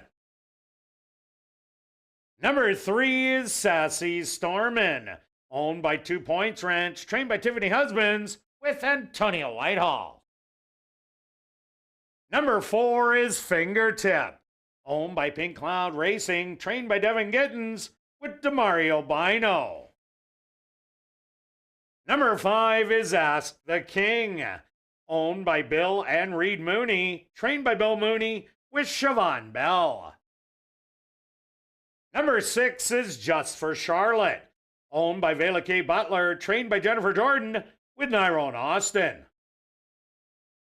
Number 7 is Always the Little One, owned by Arneson Farms, trained by Lise Pruitt with Jorge Carreño. Rounding out the field is number 8, Tale of a Treatise, owned and trained by Elton Dickey with Xavi and Chow. Post time for race number 4 in approximately 3 minutes.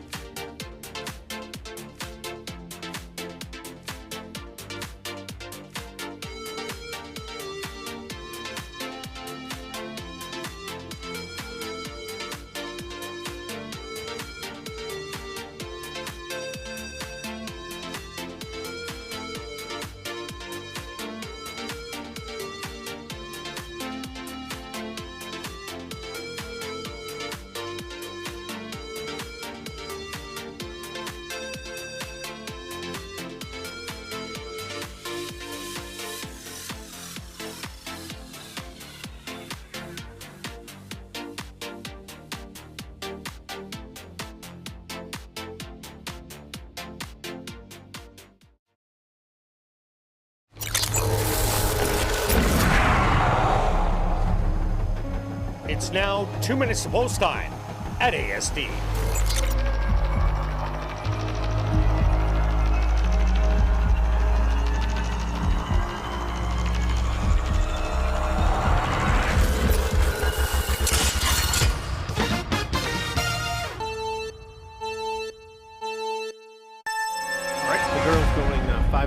Furlong's kicking off the pick 5, which I think is going to go over 100,000 today. So good time to jump in. Let's start with the outside horse, the 8, getting 3-1. This horse is improving, especially the last few starts.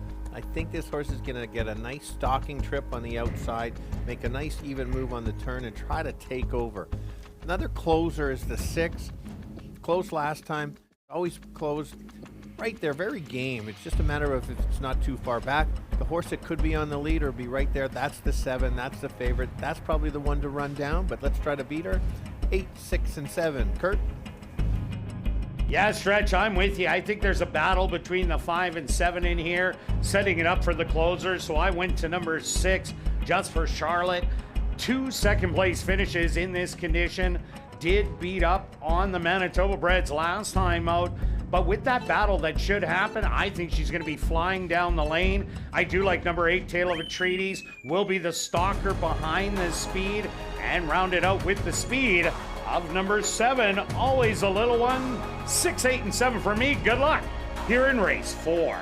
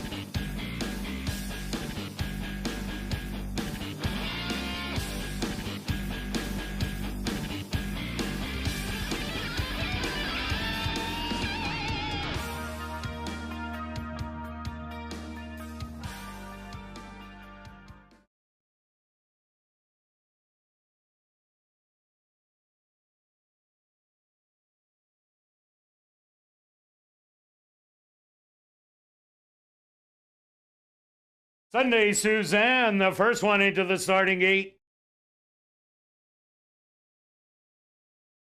Next in, Moore's Miracle. Sassy Stormin goes right in. Fingertips turn.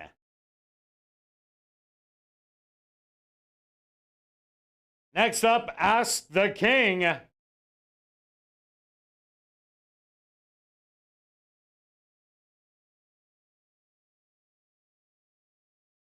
Just for Charlotte walks up. She's in, 2 left to load.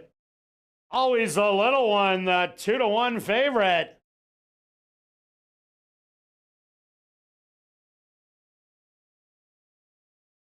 And just waiting on Tale of a Treatise to the outside.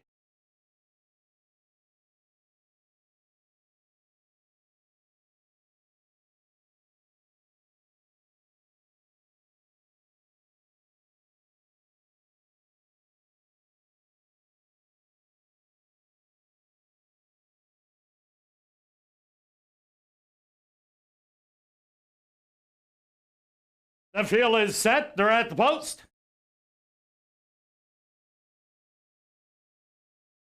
And they're off. From the middle of the track away, well, that's Ask the King. To the far outside, always a little one. Fingertip also showing speed with Sassy Stormin on the inside. Those three going after the lead. Settling back, Ask the King. Then settled on the rail, Sunday Suzanne in between horses. That's going to be Just for Charlotte with Tale of a Treatise. And the early trailer will be Moore's Miracle. 22-1 the opening quarter. And Always the Little One has taken over the lead by 3. Back to second, Fingertip. Ask the King trying to rally on the outside from third. Coming up the rail, that's Sassy Stormin. But this is Always a Little One drawing off now by 7 inside the 16th pole. Always a Little One. Gonna win it easy. Second best is Fingertip. Ask the King in third. And fourth, Just for Charlotte.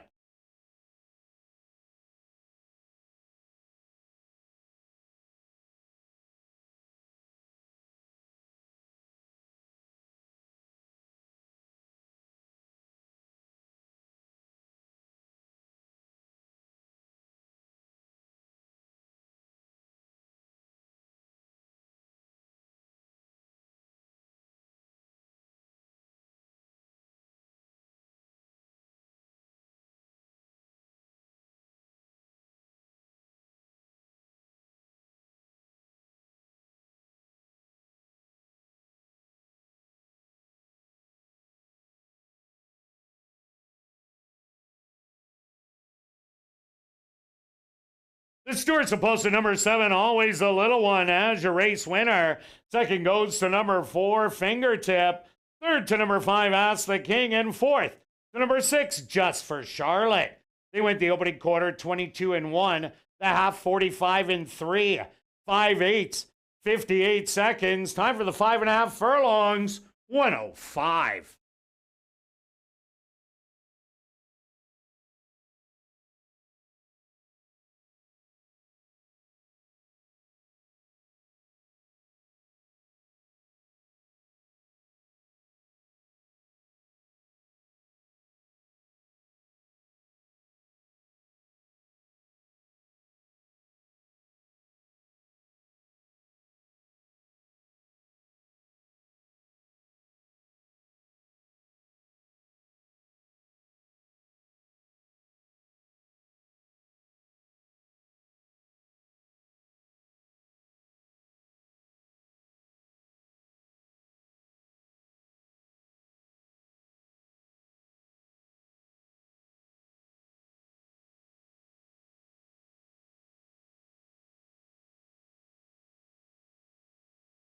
Now entering the winner's enclosure, the official winner here in race 4, that's number 7, Always the Little One.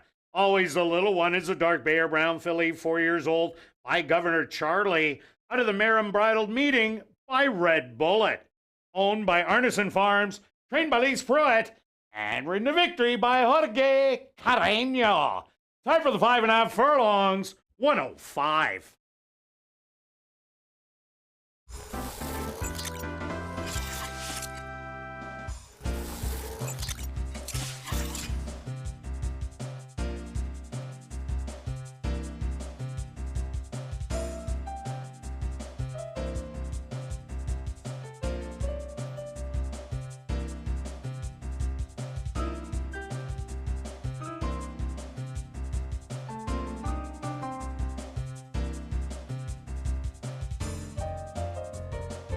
Race 4 is official in the upcoming 5th race. Our VIP Fan of the Night race. Scratch number 4, all shacked up. Kicking off a late pick 3 here in race number 5.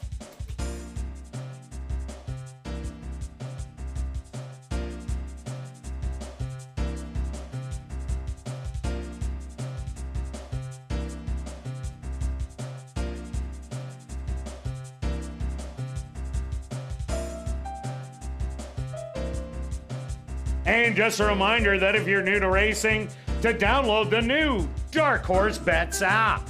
All new account signups receive a free $30 deposit to their account. Dark Horse Bets app was designed for people new to horse racing, making wagering simple with smart picks predictions available for all races. Get your free $30 now by signing up for Dark Horse Bets. Just scan the QR code on the front of your program.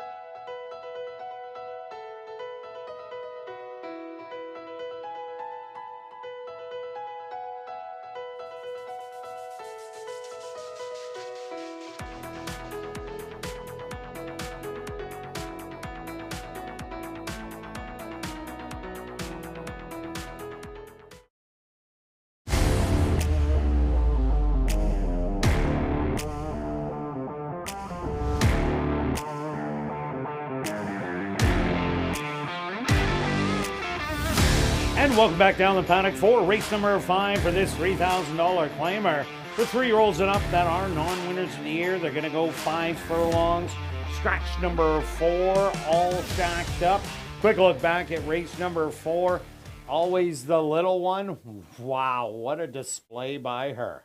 Yeah, a 22-1 first quarter. That's as fast as she can go, and then kept going. And so she did it easy, she though. did. That was the thing today. You know, the track's playing a little bit to speed. Now it's playing a lot as the other two that were chasing, Fingertip and Ask the King, they stuck around. Correct. So that's something to remember. You can certainly adjust your bets or your moving forward. Don't just get stuck on your bets. It's a speed favoring track, and so just watch that. So if you got a deep closers like the 6 and 8, I'm going to mark down for next time. Oh, just definitely am. because they didn't have a chance with this type of track. Let's go. Speaking of that, A closer at 3 to 5. yes. So I don't mind the 2. I'll talk about my top selection first, but I recognize that how things are changing out there. You've got to adjust to the track condition. Let's go to the 3 as my top selection, Danielle. This horse does have speed.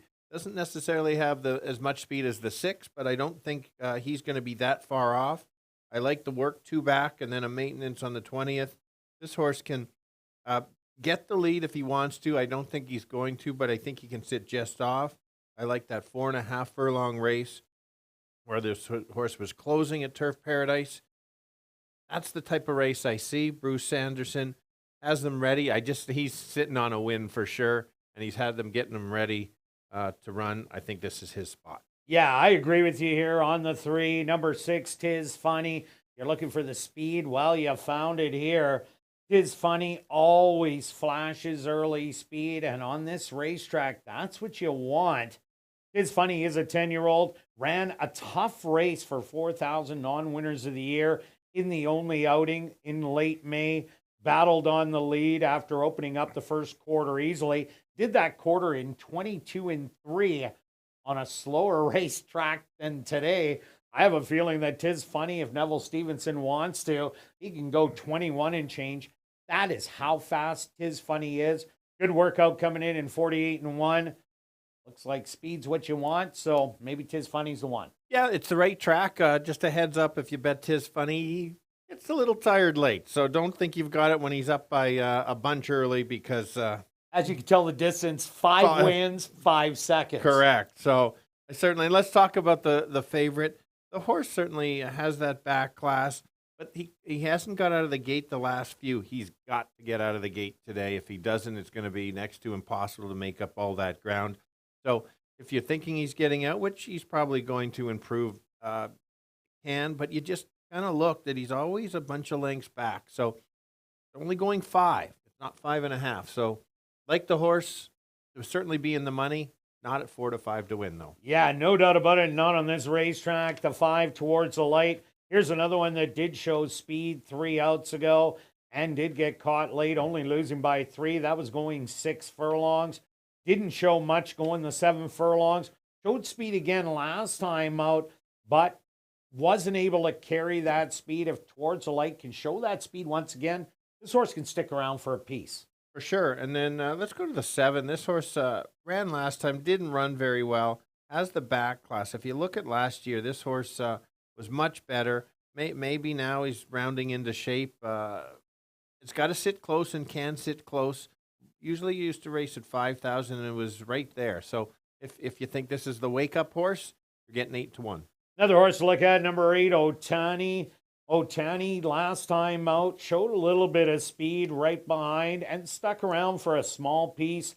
Was beaten by 8 lengths, but Otani hasn't really showed the best race yet. This horse has some races behind it that the horse ran really well in a stalking role. Fraser Abley has been on a roll as of late as he just arrived here at the Downs, but he's already up to 5 wins. So Otani, definitely not a throw. Sure, and the rail horses, the one filly versus the boys in here, didn't show much in the first start, but was at a tougher condition. That was against winners. Cordella is... Cordillera. Yeah, okay. Yeah, Cord. that horse.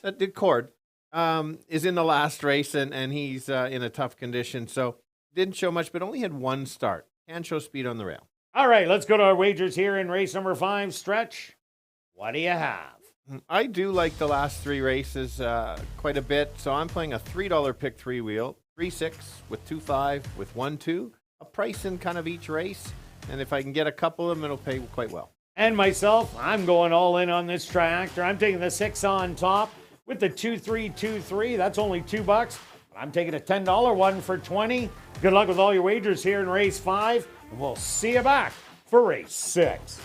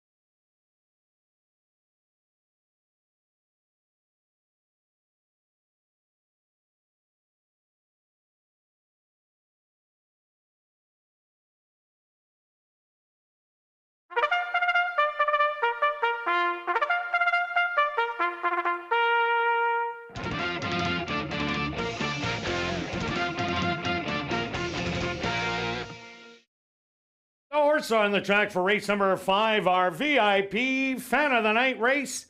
They're going to go 5 furlongs for $10,000.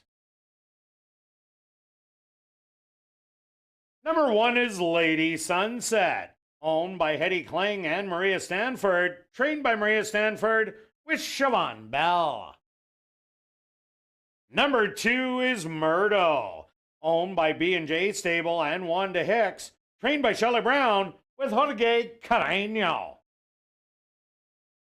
Number 3 is Orcadian Storm, owned by Sanderson Stables, trained by Bruce Sanderson with Stanley Shady Jr. Number 4, All Shacked Up, was scratched. Number 5 is Towards the Light, owned and trained by Courtney Ross with Ronald Alley. Number 6 is 'Tis Funny, owned and trained by Alan Brown with Neville Stevenson. Number 7 is Freudian Sip, owned by Silver D Stable, trained by Shelley Brown with Antonio Whitehall. Rounding out the field is number 8, Otani, owned by Black Diamond Stable, trained by Tom Gardaby Jr. with Fraser Abley. Our VIP Fan of the Night race. Here in race number 5, they'll go to post in approximately 3 minutes.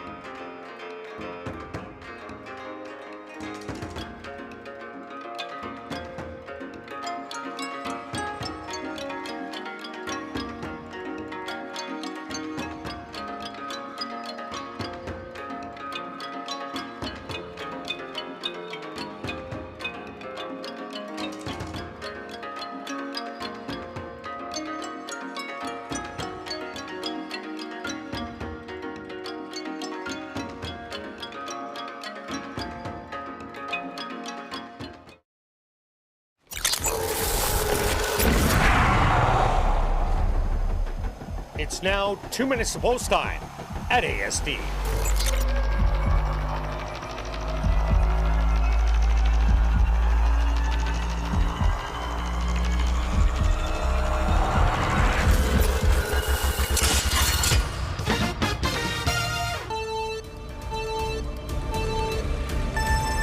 ride, 6 boys, 1 girl, going only 5 furlongs. It is going to be fast early, and how this track is playing, it might even go even faster. The 6 is going to be on the lead. It's going to be catch him if you can. I think they have a chance to with the 3 horse. This horse is coming from Turf Paradise down south in Phoenix. Couple good work coming in. Likes the distance, can sit just off and make a late run. If the 6 doesn't stop, they're not going to beat him. Another one that'll be closing, maybe sitting in 3rd or 4th, that'll be the 2, certainly in the mix. So I'll give you 3, 6, and 2. Kirt? Yeah, Stretch, 'tis funny, straight to the lead, catch me if you can. And on this racetrack, that's not going to be easy. Orcadian Storm, I expect to be the one challenging, but I think about 2 lengths off. The only shot of Orcadian Storm winning this race is if at the head of the lane it is within 2 lengths, and the late rallier is number 2 Murdo, but it has to get out of the gate. I'm going to give you 6, 3, and 2. Good luck here in race 5.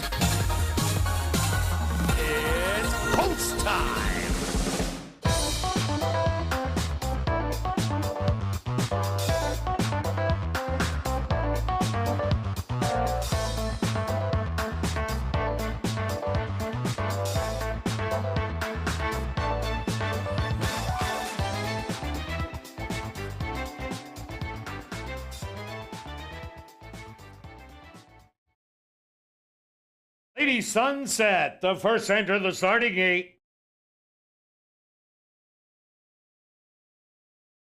Next up, Murdo.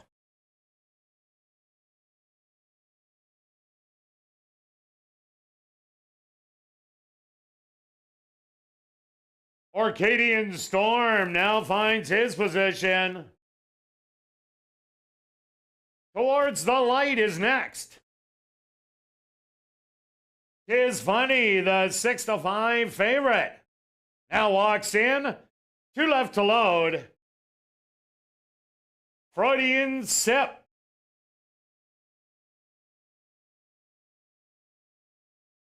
And now just waiting on Otani.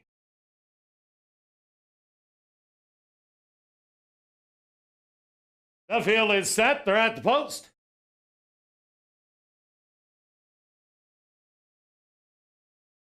And they're off. Quickly from the middle, that's 'Tis Funny. Just pouring it on and goes straight out to grab the early lead. Lady Sunset, 2 lengths behind in second with Orcadian Storm.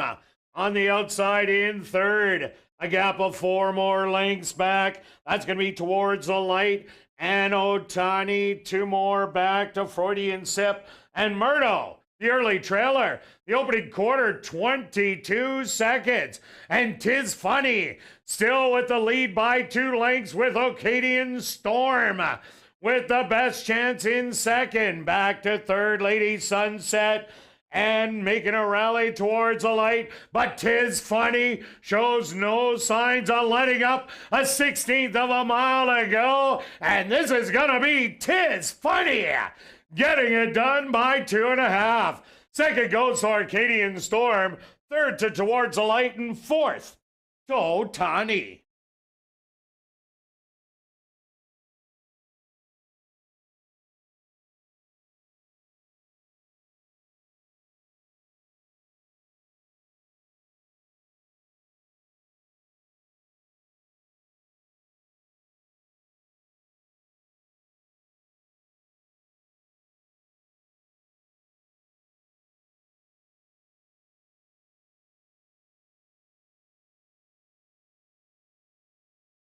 The Stewart's opposed to number 6, 'Tis Funny, as your race winner. Second goes to number 3, Orcadian Storm.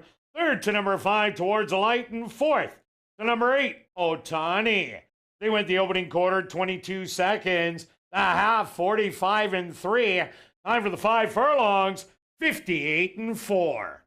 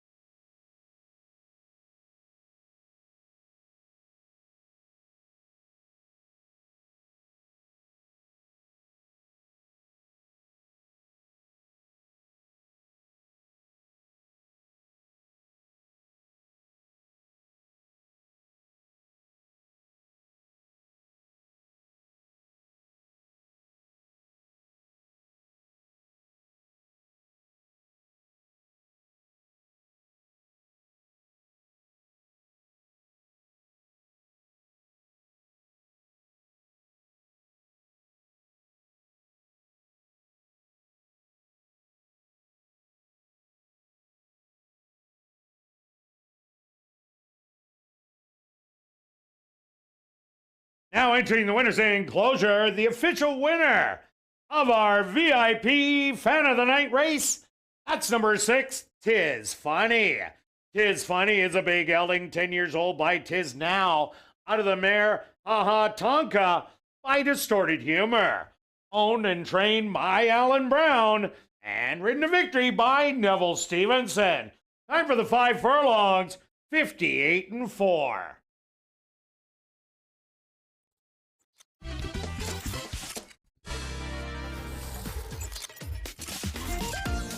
Race 5 is official in the upcoming 6th race. There are no changes. Classic high 5 wagering. The carryover just over $4,000 here in race number 6.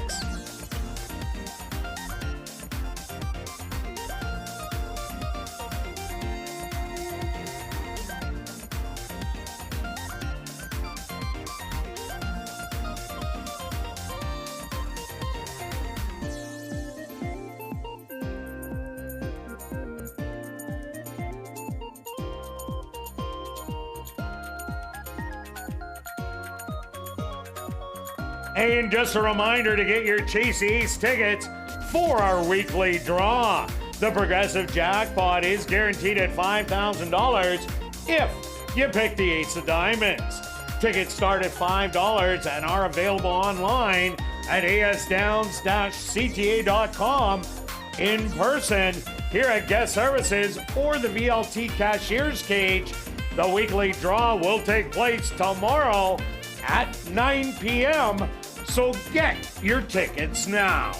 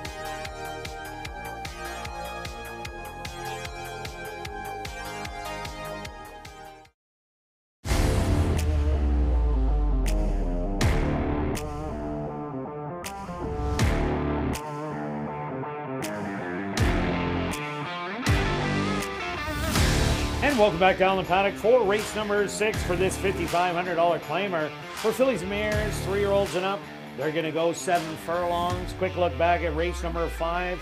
Well, Tis Funny made the front, and there was absolutely no stopping him today. And what a price, 2-1. Yeah, for sure. I mentioned on ASD Live that a couple of years ago that horse would have been 1-9. And 100%. Yeah. And you got the perfect situation with the right track, speed carrying, and it looked like at about the 8-fold. It just kind of helped him carry his speed. It looked like the 3 was getting close.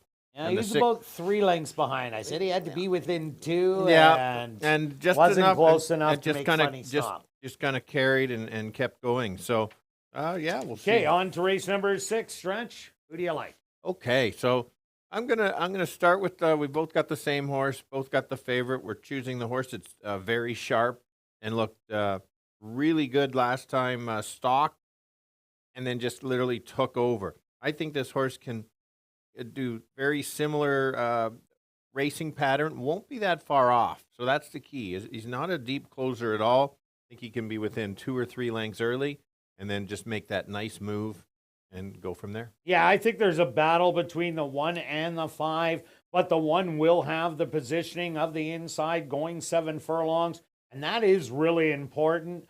Last time out, battled it out, and then That's a Lot of Bling just said, see you later, and ran by them all easily. So Harlan's Commission, with that inside draw and flying to the line, doesn't get up there. This horse can go a long way, and I think it's a big shot at a top 2 finish. And that's fair. I did take the 5 for second because last time went just too quick at a higher level and faded at the end. 2 back, did get loose, as you mentioned, and then kept going. I think that just because this horse is a little bit classy, can press the 1 a little bit and take over. We've also seen races that they don't battle it out and go fast early, and with this type of track, they could kind of run around together instead of an all-out duel. Yeah, another horse I like in here, number 3, NJ's Brass. They're adding the blinkers on today. And this horse never got a win last year, but ran some good races around 2 turns to end off the year. Ran 3rd and 4th. And I think NJ's Brass, with that inside draw, will be sitting right beside That's a Lot of Bling. And if they go together, horse is going off at 30-1. This will definitely boost your triactor. Absolutely. The horse that won to open the year with 2 straight is the 4. This horse is your closer. This horse wakes up from time to time, and the last 2 maybe a little short, but maybe that's because it takes so long for her to get in the gate. That's a good point. Good point. The other thing, too, is if there is a duel between the 1 and the 5, or maybe a couple others, this is your other closer in there that would you kind of correlate the race of who you're betting with. If you think the 2 and 3 are there, probably the 4 is going to be in the mix, too. Yeah, another one for value, number 6, Vila Zig. This horse can show speed, has run the distance 3 times, has a 2nd and a 3rd, was not going to beat Speedy Gigi or Bayall. Last time out, someone else did run 3rd in there and then came back to win at 7,500, beating Flying to the Line and Savage Love. So maybe Vila Zig you want to throw in 25-1, great odds. For sure. And then let's go to the 7. You look at this one, it's coming off a claim and adds blinkers, which is interesting, shows no signs of blinkers in the 12 starts showing there. Hasn't quite got there, and maybe the blinkers are going to get her focused and dialed in. She has some back numbers that put this horse certainly in the mix if there's a duel. And number 8 is Cordillera. I played this horse all 3 times. 2 outs ago, lost to someone else who we see now is 1 for 75. Goes 2 turns, which she really hasn't done in quite some time. We're going to kind of see what she's made of, but drawing the outside post, going 7 furlongs, being a closer is an advantage, but not on the racetrack today. True. All right, let's go to our wagers here in race number 6. Stretch, what do you have? What? I got... What's that? 30 place on the 2. There's a carryover, Stretch. All right, Beth. All right, here we go. Stretch change alert coming. I didn't even need to poke you. No, not really. I was think already so. thinking, do I play one? Here we go. Put the 2 on the top with the speed horses, 1 and 5, and then we're going to have most of them. 1, 4, 5, 6, 8 with 1, 4, 5, 6, 8. Let's hit the all button. Yeah, why not? For fifth. Anybody Yeah. can get there. Wow. 96. There Yeah, you I'm go. going. Yeah, you guilted me into this. And I'm going to go a $10 exactor wheel, 2 on top of the 1-3.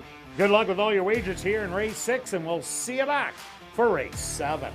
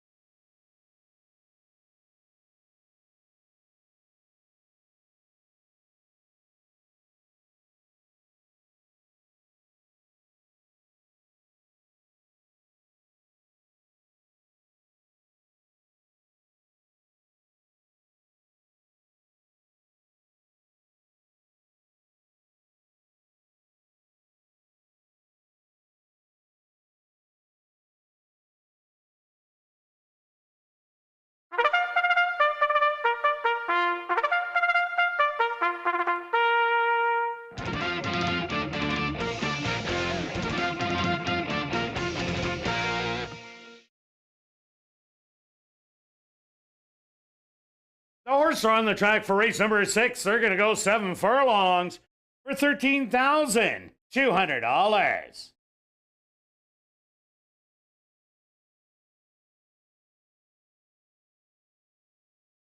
Number 1 is Harlan's Commission. Owned by Wanda Hicks, trained by Shelley Brown, with Ronaldo Cumberbatch.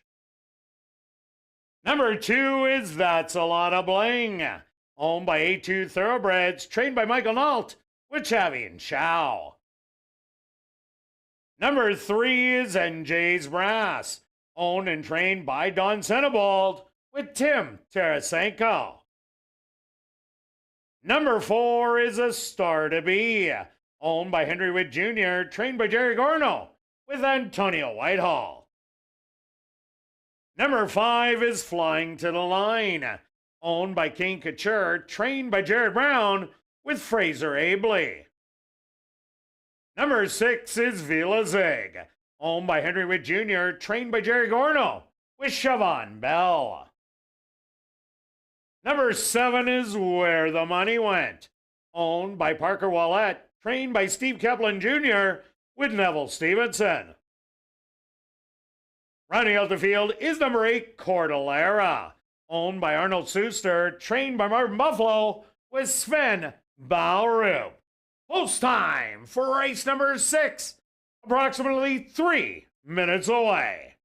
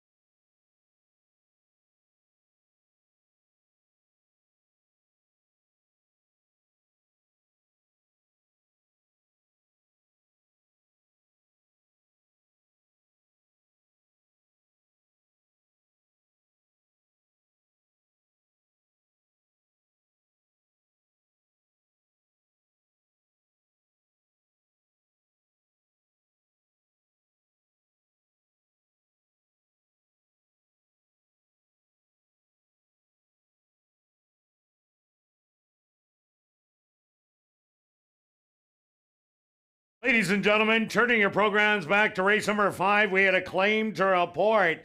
Claim for $3,000 was number 2, Murdo. Claim by Jared Brown and Lucky 8 stable trainer Jared Brown.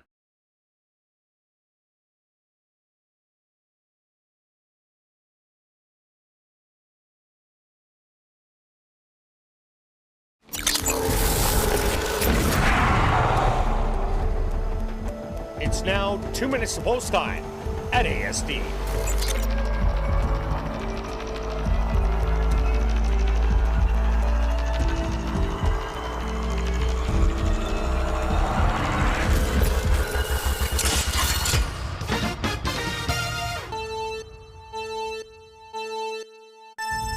All right, the girls going 7 furlongs. It's going to be fast to the turn. This is 2 turns.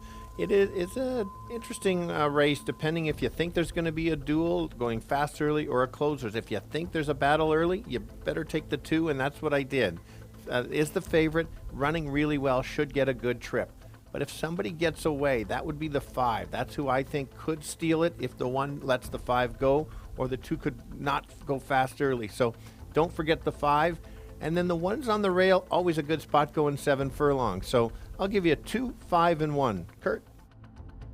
Yeah, Stretch, I'm with you on number 2. That's a lot of bling. Has yet to run a bad race. I think the 1 and 5 battle it out, and the 2 is the stalker. I also like number 1, Harlan's Commission, as it does have post position number 1, which is a huge advantage going the 7 furlongs, and I'm throwing in bombs away.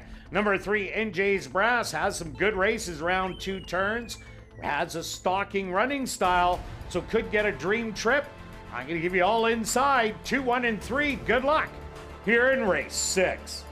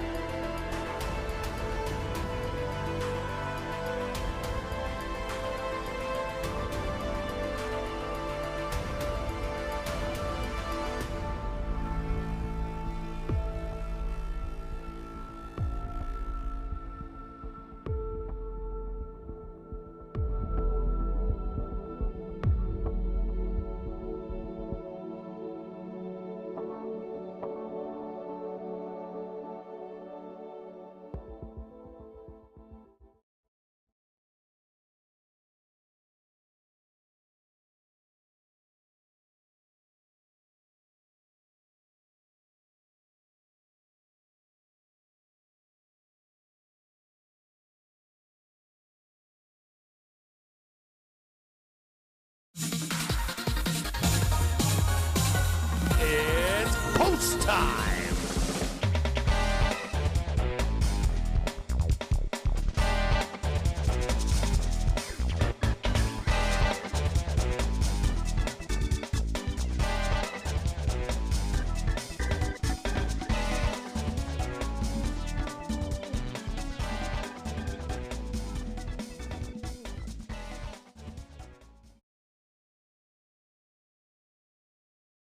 Star to be will be the first one into the starting gate without jockey Antonio Whitehall. Once they get her in, he will climb back aboard.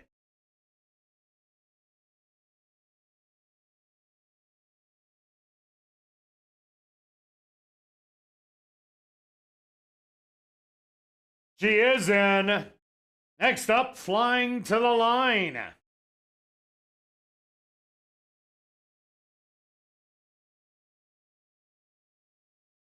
From the rail, Harlan's Commission steps up and in.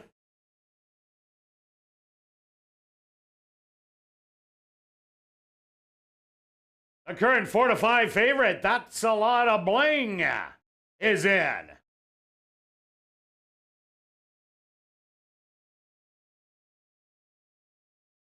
Next up, NJ's Brass.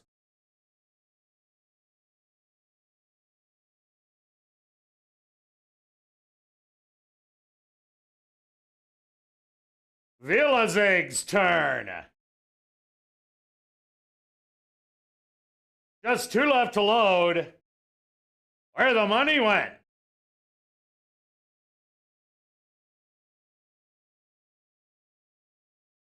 And waiting on Cordillera to the outside. The field is set. They're at the post. And they're off. From the inside, Harlan's Commission, showing a little bit of speed, as is That's a Lot of Bling, NJ's Brass, and Flying to the Line. Those horses battling it out, Flying to the Line in Harlan's Commission. That's a Lot of Bling. Settled back in third, NJ's Brass and A Star to Be are sitting together 5 lengths off it. Then Where the Money Went.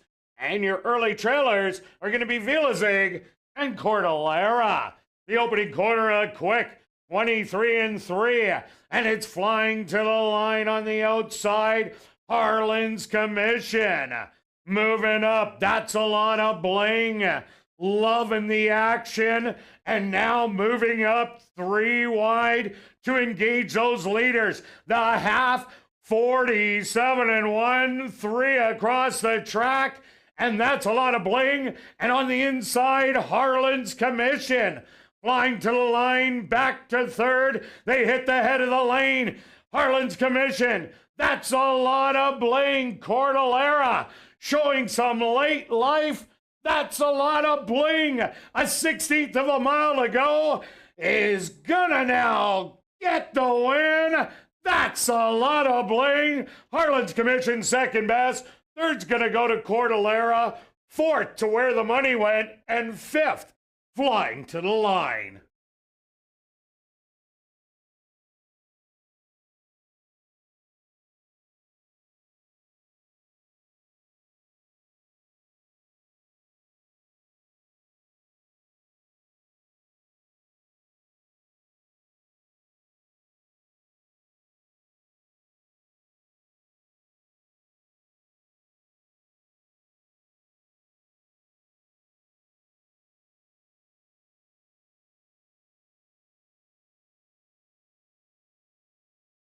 Stewart's supposed to number 2. That's a Lot of Bling as your race winner. Number 1, Harlan's Commission was second. Third went to number 8, Cordillera. Fourth to number 7, Where the Money Went. And fifth to number 5, Flying to the Line. They went the opening quarter 23-3. The half 47-1. 6 furlongs, 113-2. Time for the 7 furlongs, 127-3.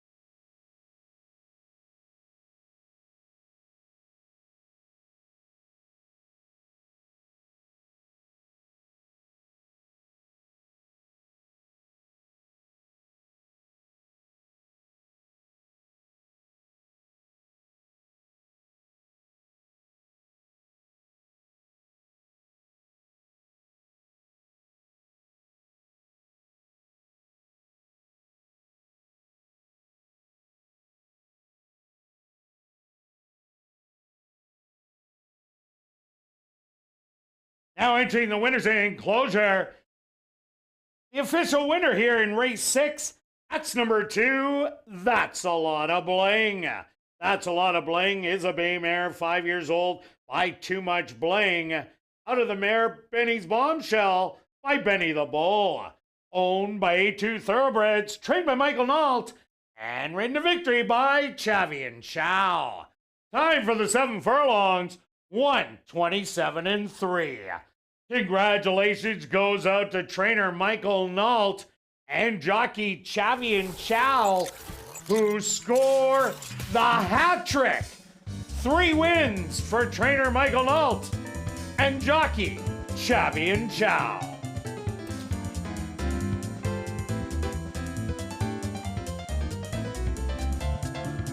Race 6 is official in the upcoming 7th race.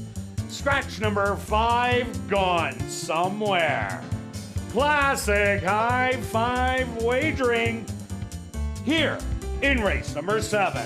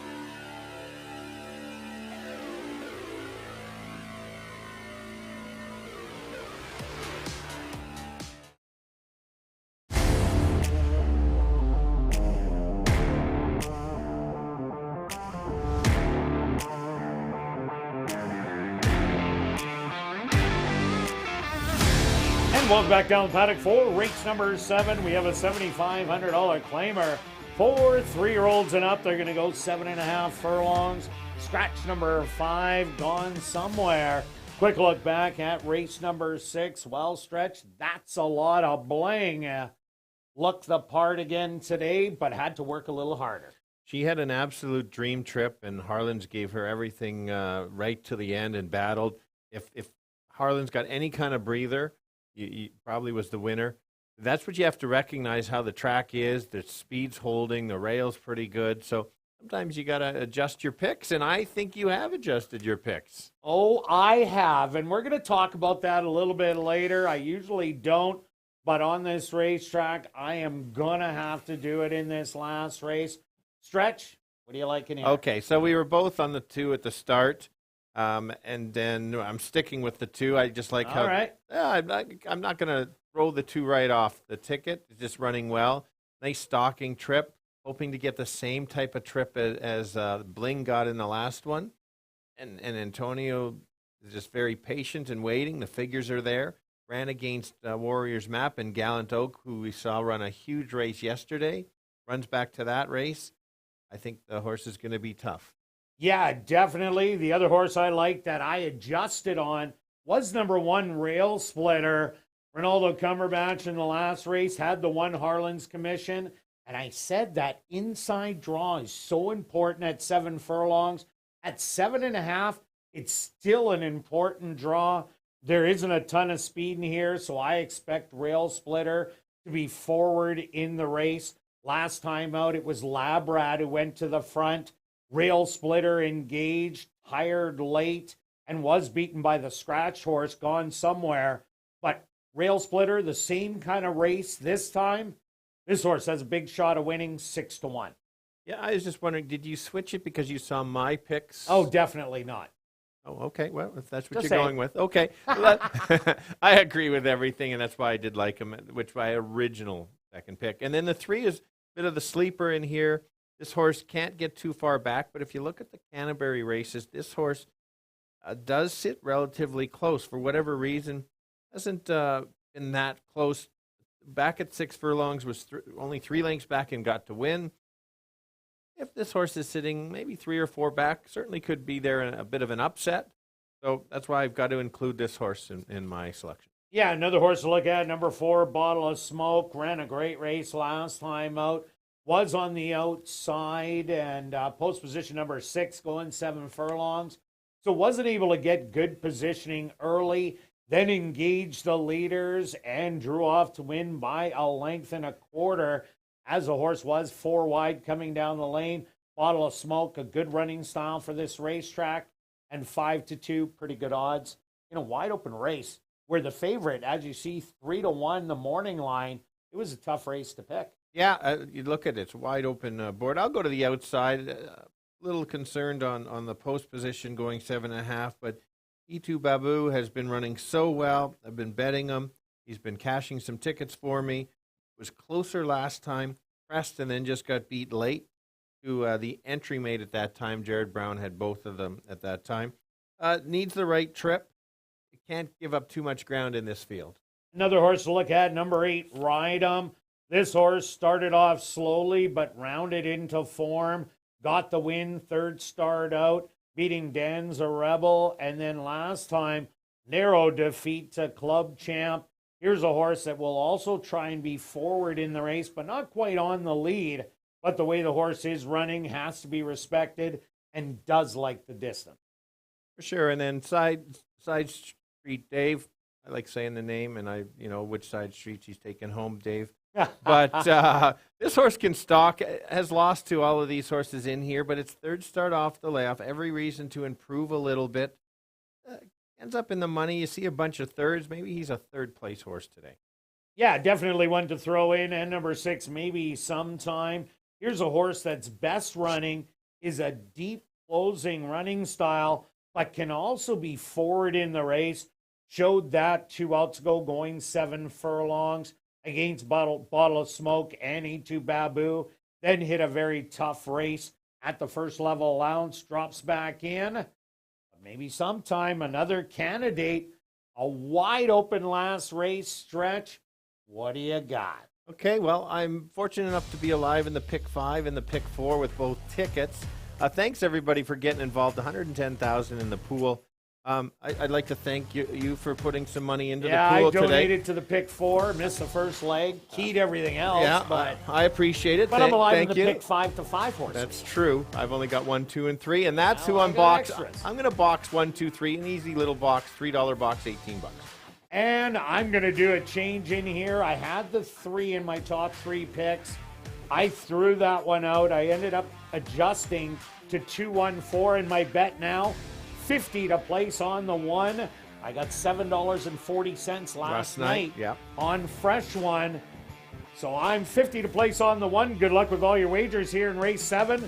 We'll see you back tomorrow, 6:45 Central for ASD Live.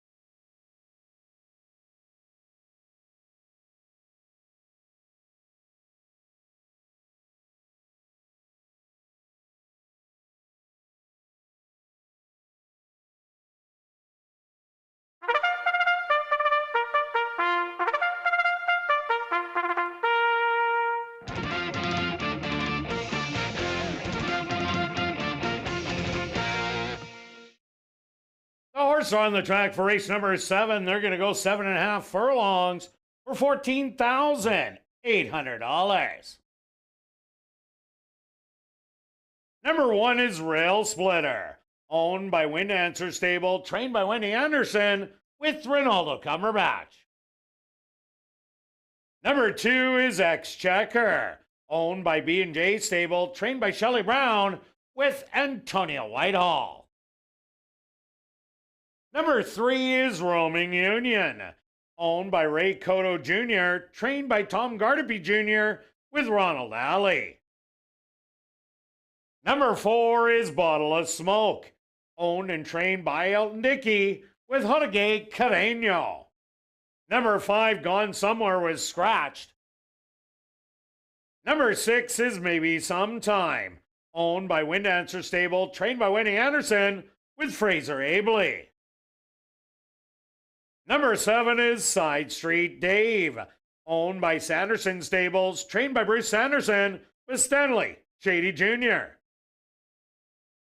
Number 8 is Ride 'em, owned by Staffback Stable, trained by Curtis Maxwell with Chavi and Chow. Rounding out the field is number 9, E2 Babu, owned by 2 Points Ranch, trained by Jared Brown with Demario Bino. Classic high five wagering here in race number 7. They go to post in approximately 3 minutes.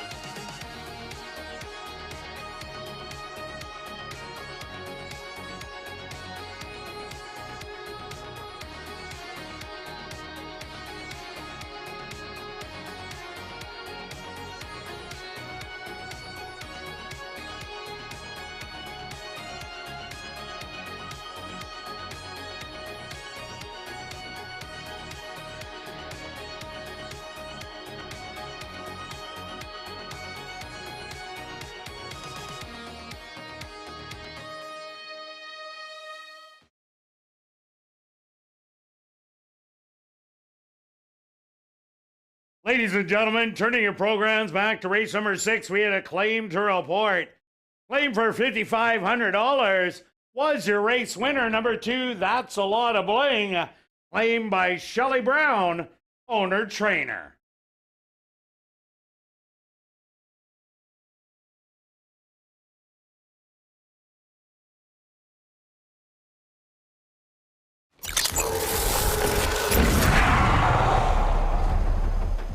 It's now 2 minutes to post time at ASD.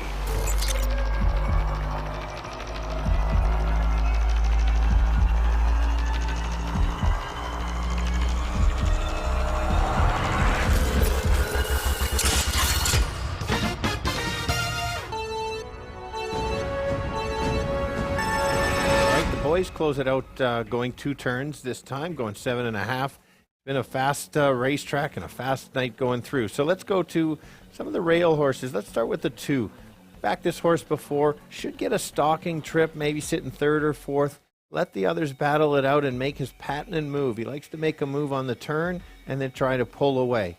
Who's on the rail? That's the one. If he runs back like the last race, he could be tough to beat. He has the class, shows the speed on the rail, and the long shot of the field that will have to close a little bit more ground if there's a duel. That's the 3 at 12-1. That's somebody to include your exactors or tries. I'm going to give you 2, 1, and 3. Kirt?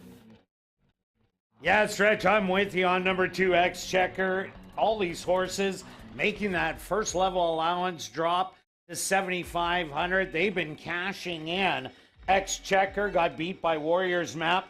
That was a second level allowance dropper in the first level, and Gallon Oak came back to run another second. That was a tough race. Rail splitter, inside speed. That is going to be real dangerous. And number 4, Bottle of Smoke. I'm going to give you 2, 1, and 4. Good luck here in race 7.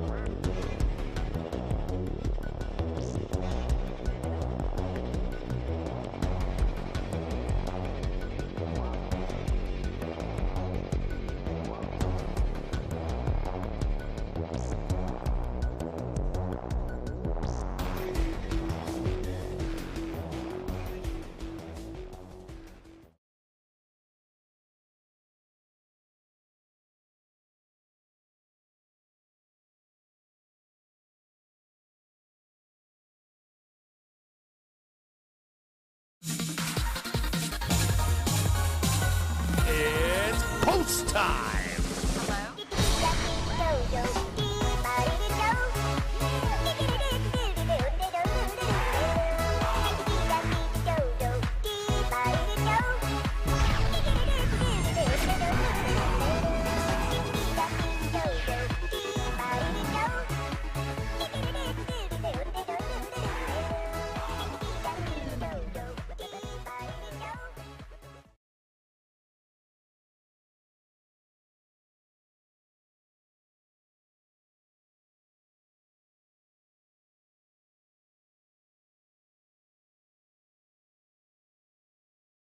Rail Splitter leads the horses in for the nightcap. Exchequer also is in. Currently the favorite at 8-5. Roaming Union steps up and in. Bottle of Smoke is next.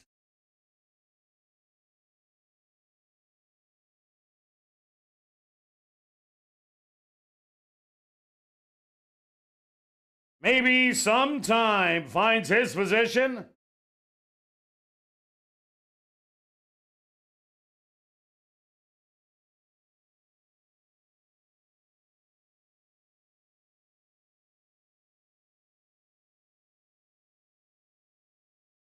Maybe Sometime with a little extra help.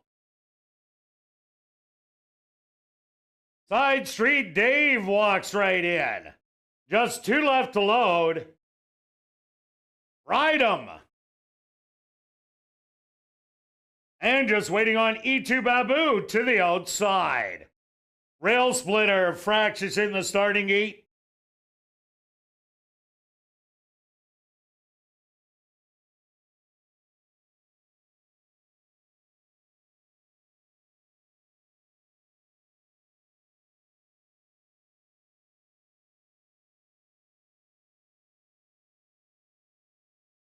E2 Babu now walks in. The field is set.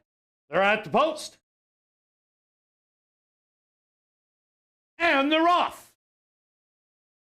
From the inside, Rail Splitter shows early speed, but Side Street Dave wants the lead and is gonna get it.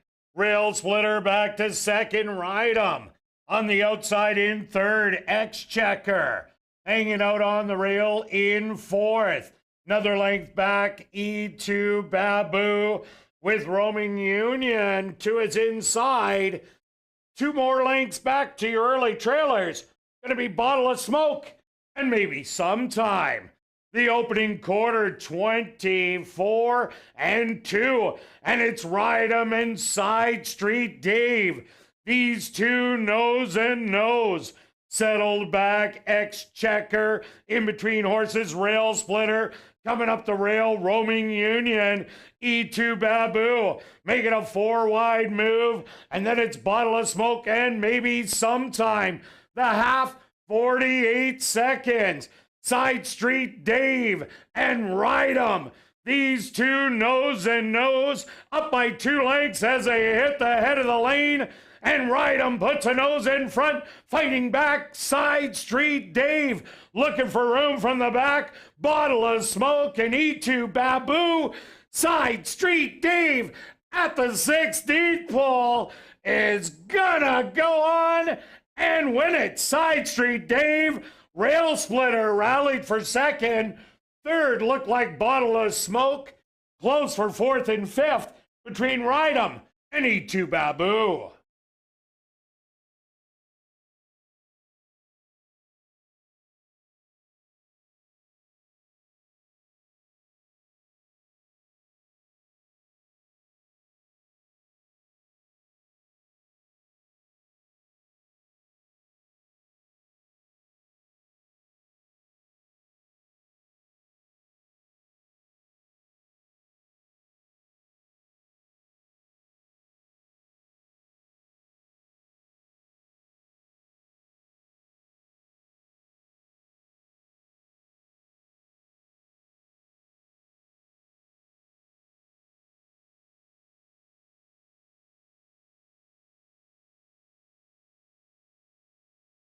The Stewart's opposed to number 7, Side Street Dave. As your race winner, a photograph has been called to determine the place and show positions. They went the opening quarter 24-1, the half 48 seconds, 6 furlongs 113-1, 7 furlongs 126-2. Time for the 7.5 furlongs 133-1.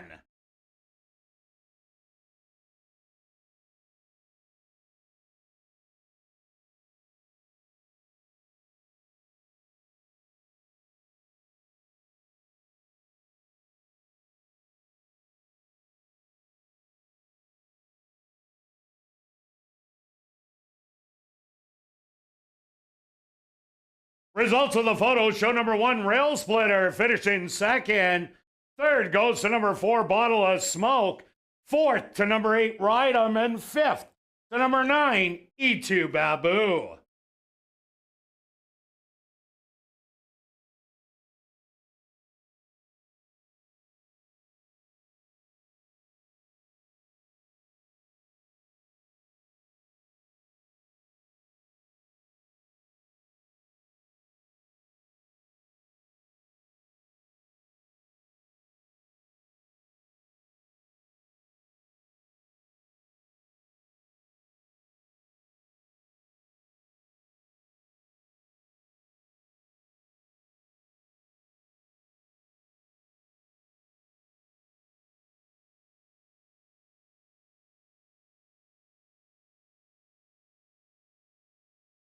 Now entering the winner's enclosure, the unofficial winner here in race 7, that's number 7, Side Street Dave.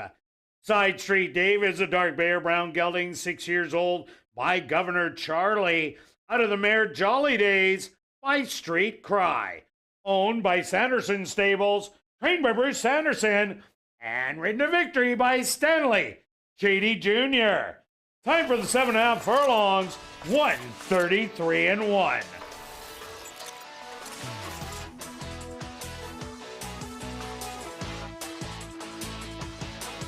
We'll now head up to the clubhouse to enjoy Crazy Hour on the second level. Beer, shots, and wine, $4.75 and 25% off all appetizers. Racing resumes tomorrow at 7:30. See you then. But for those on hand, head up to the clubhouse for Crazy Hour.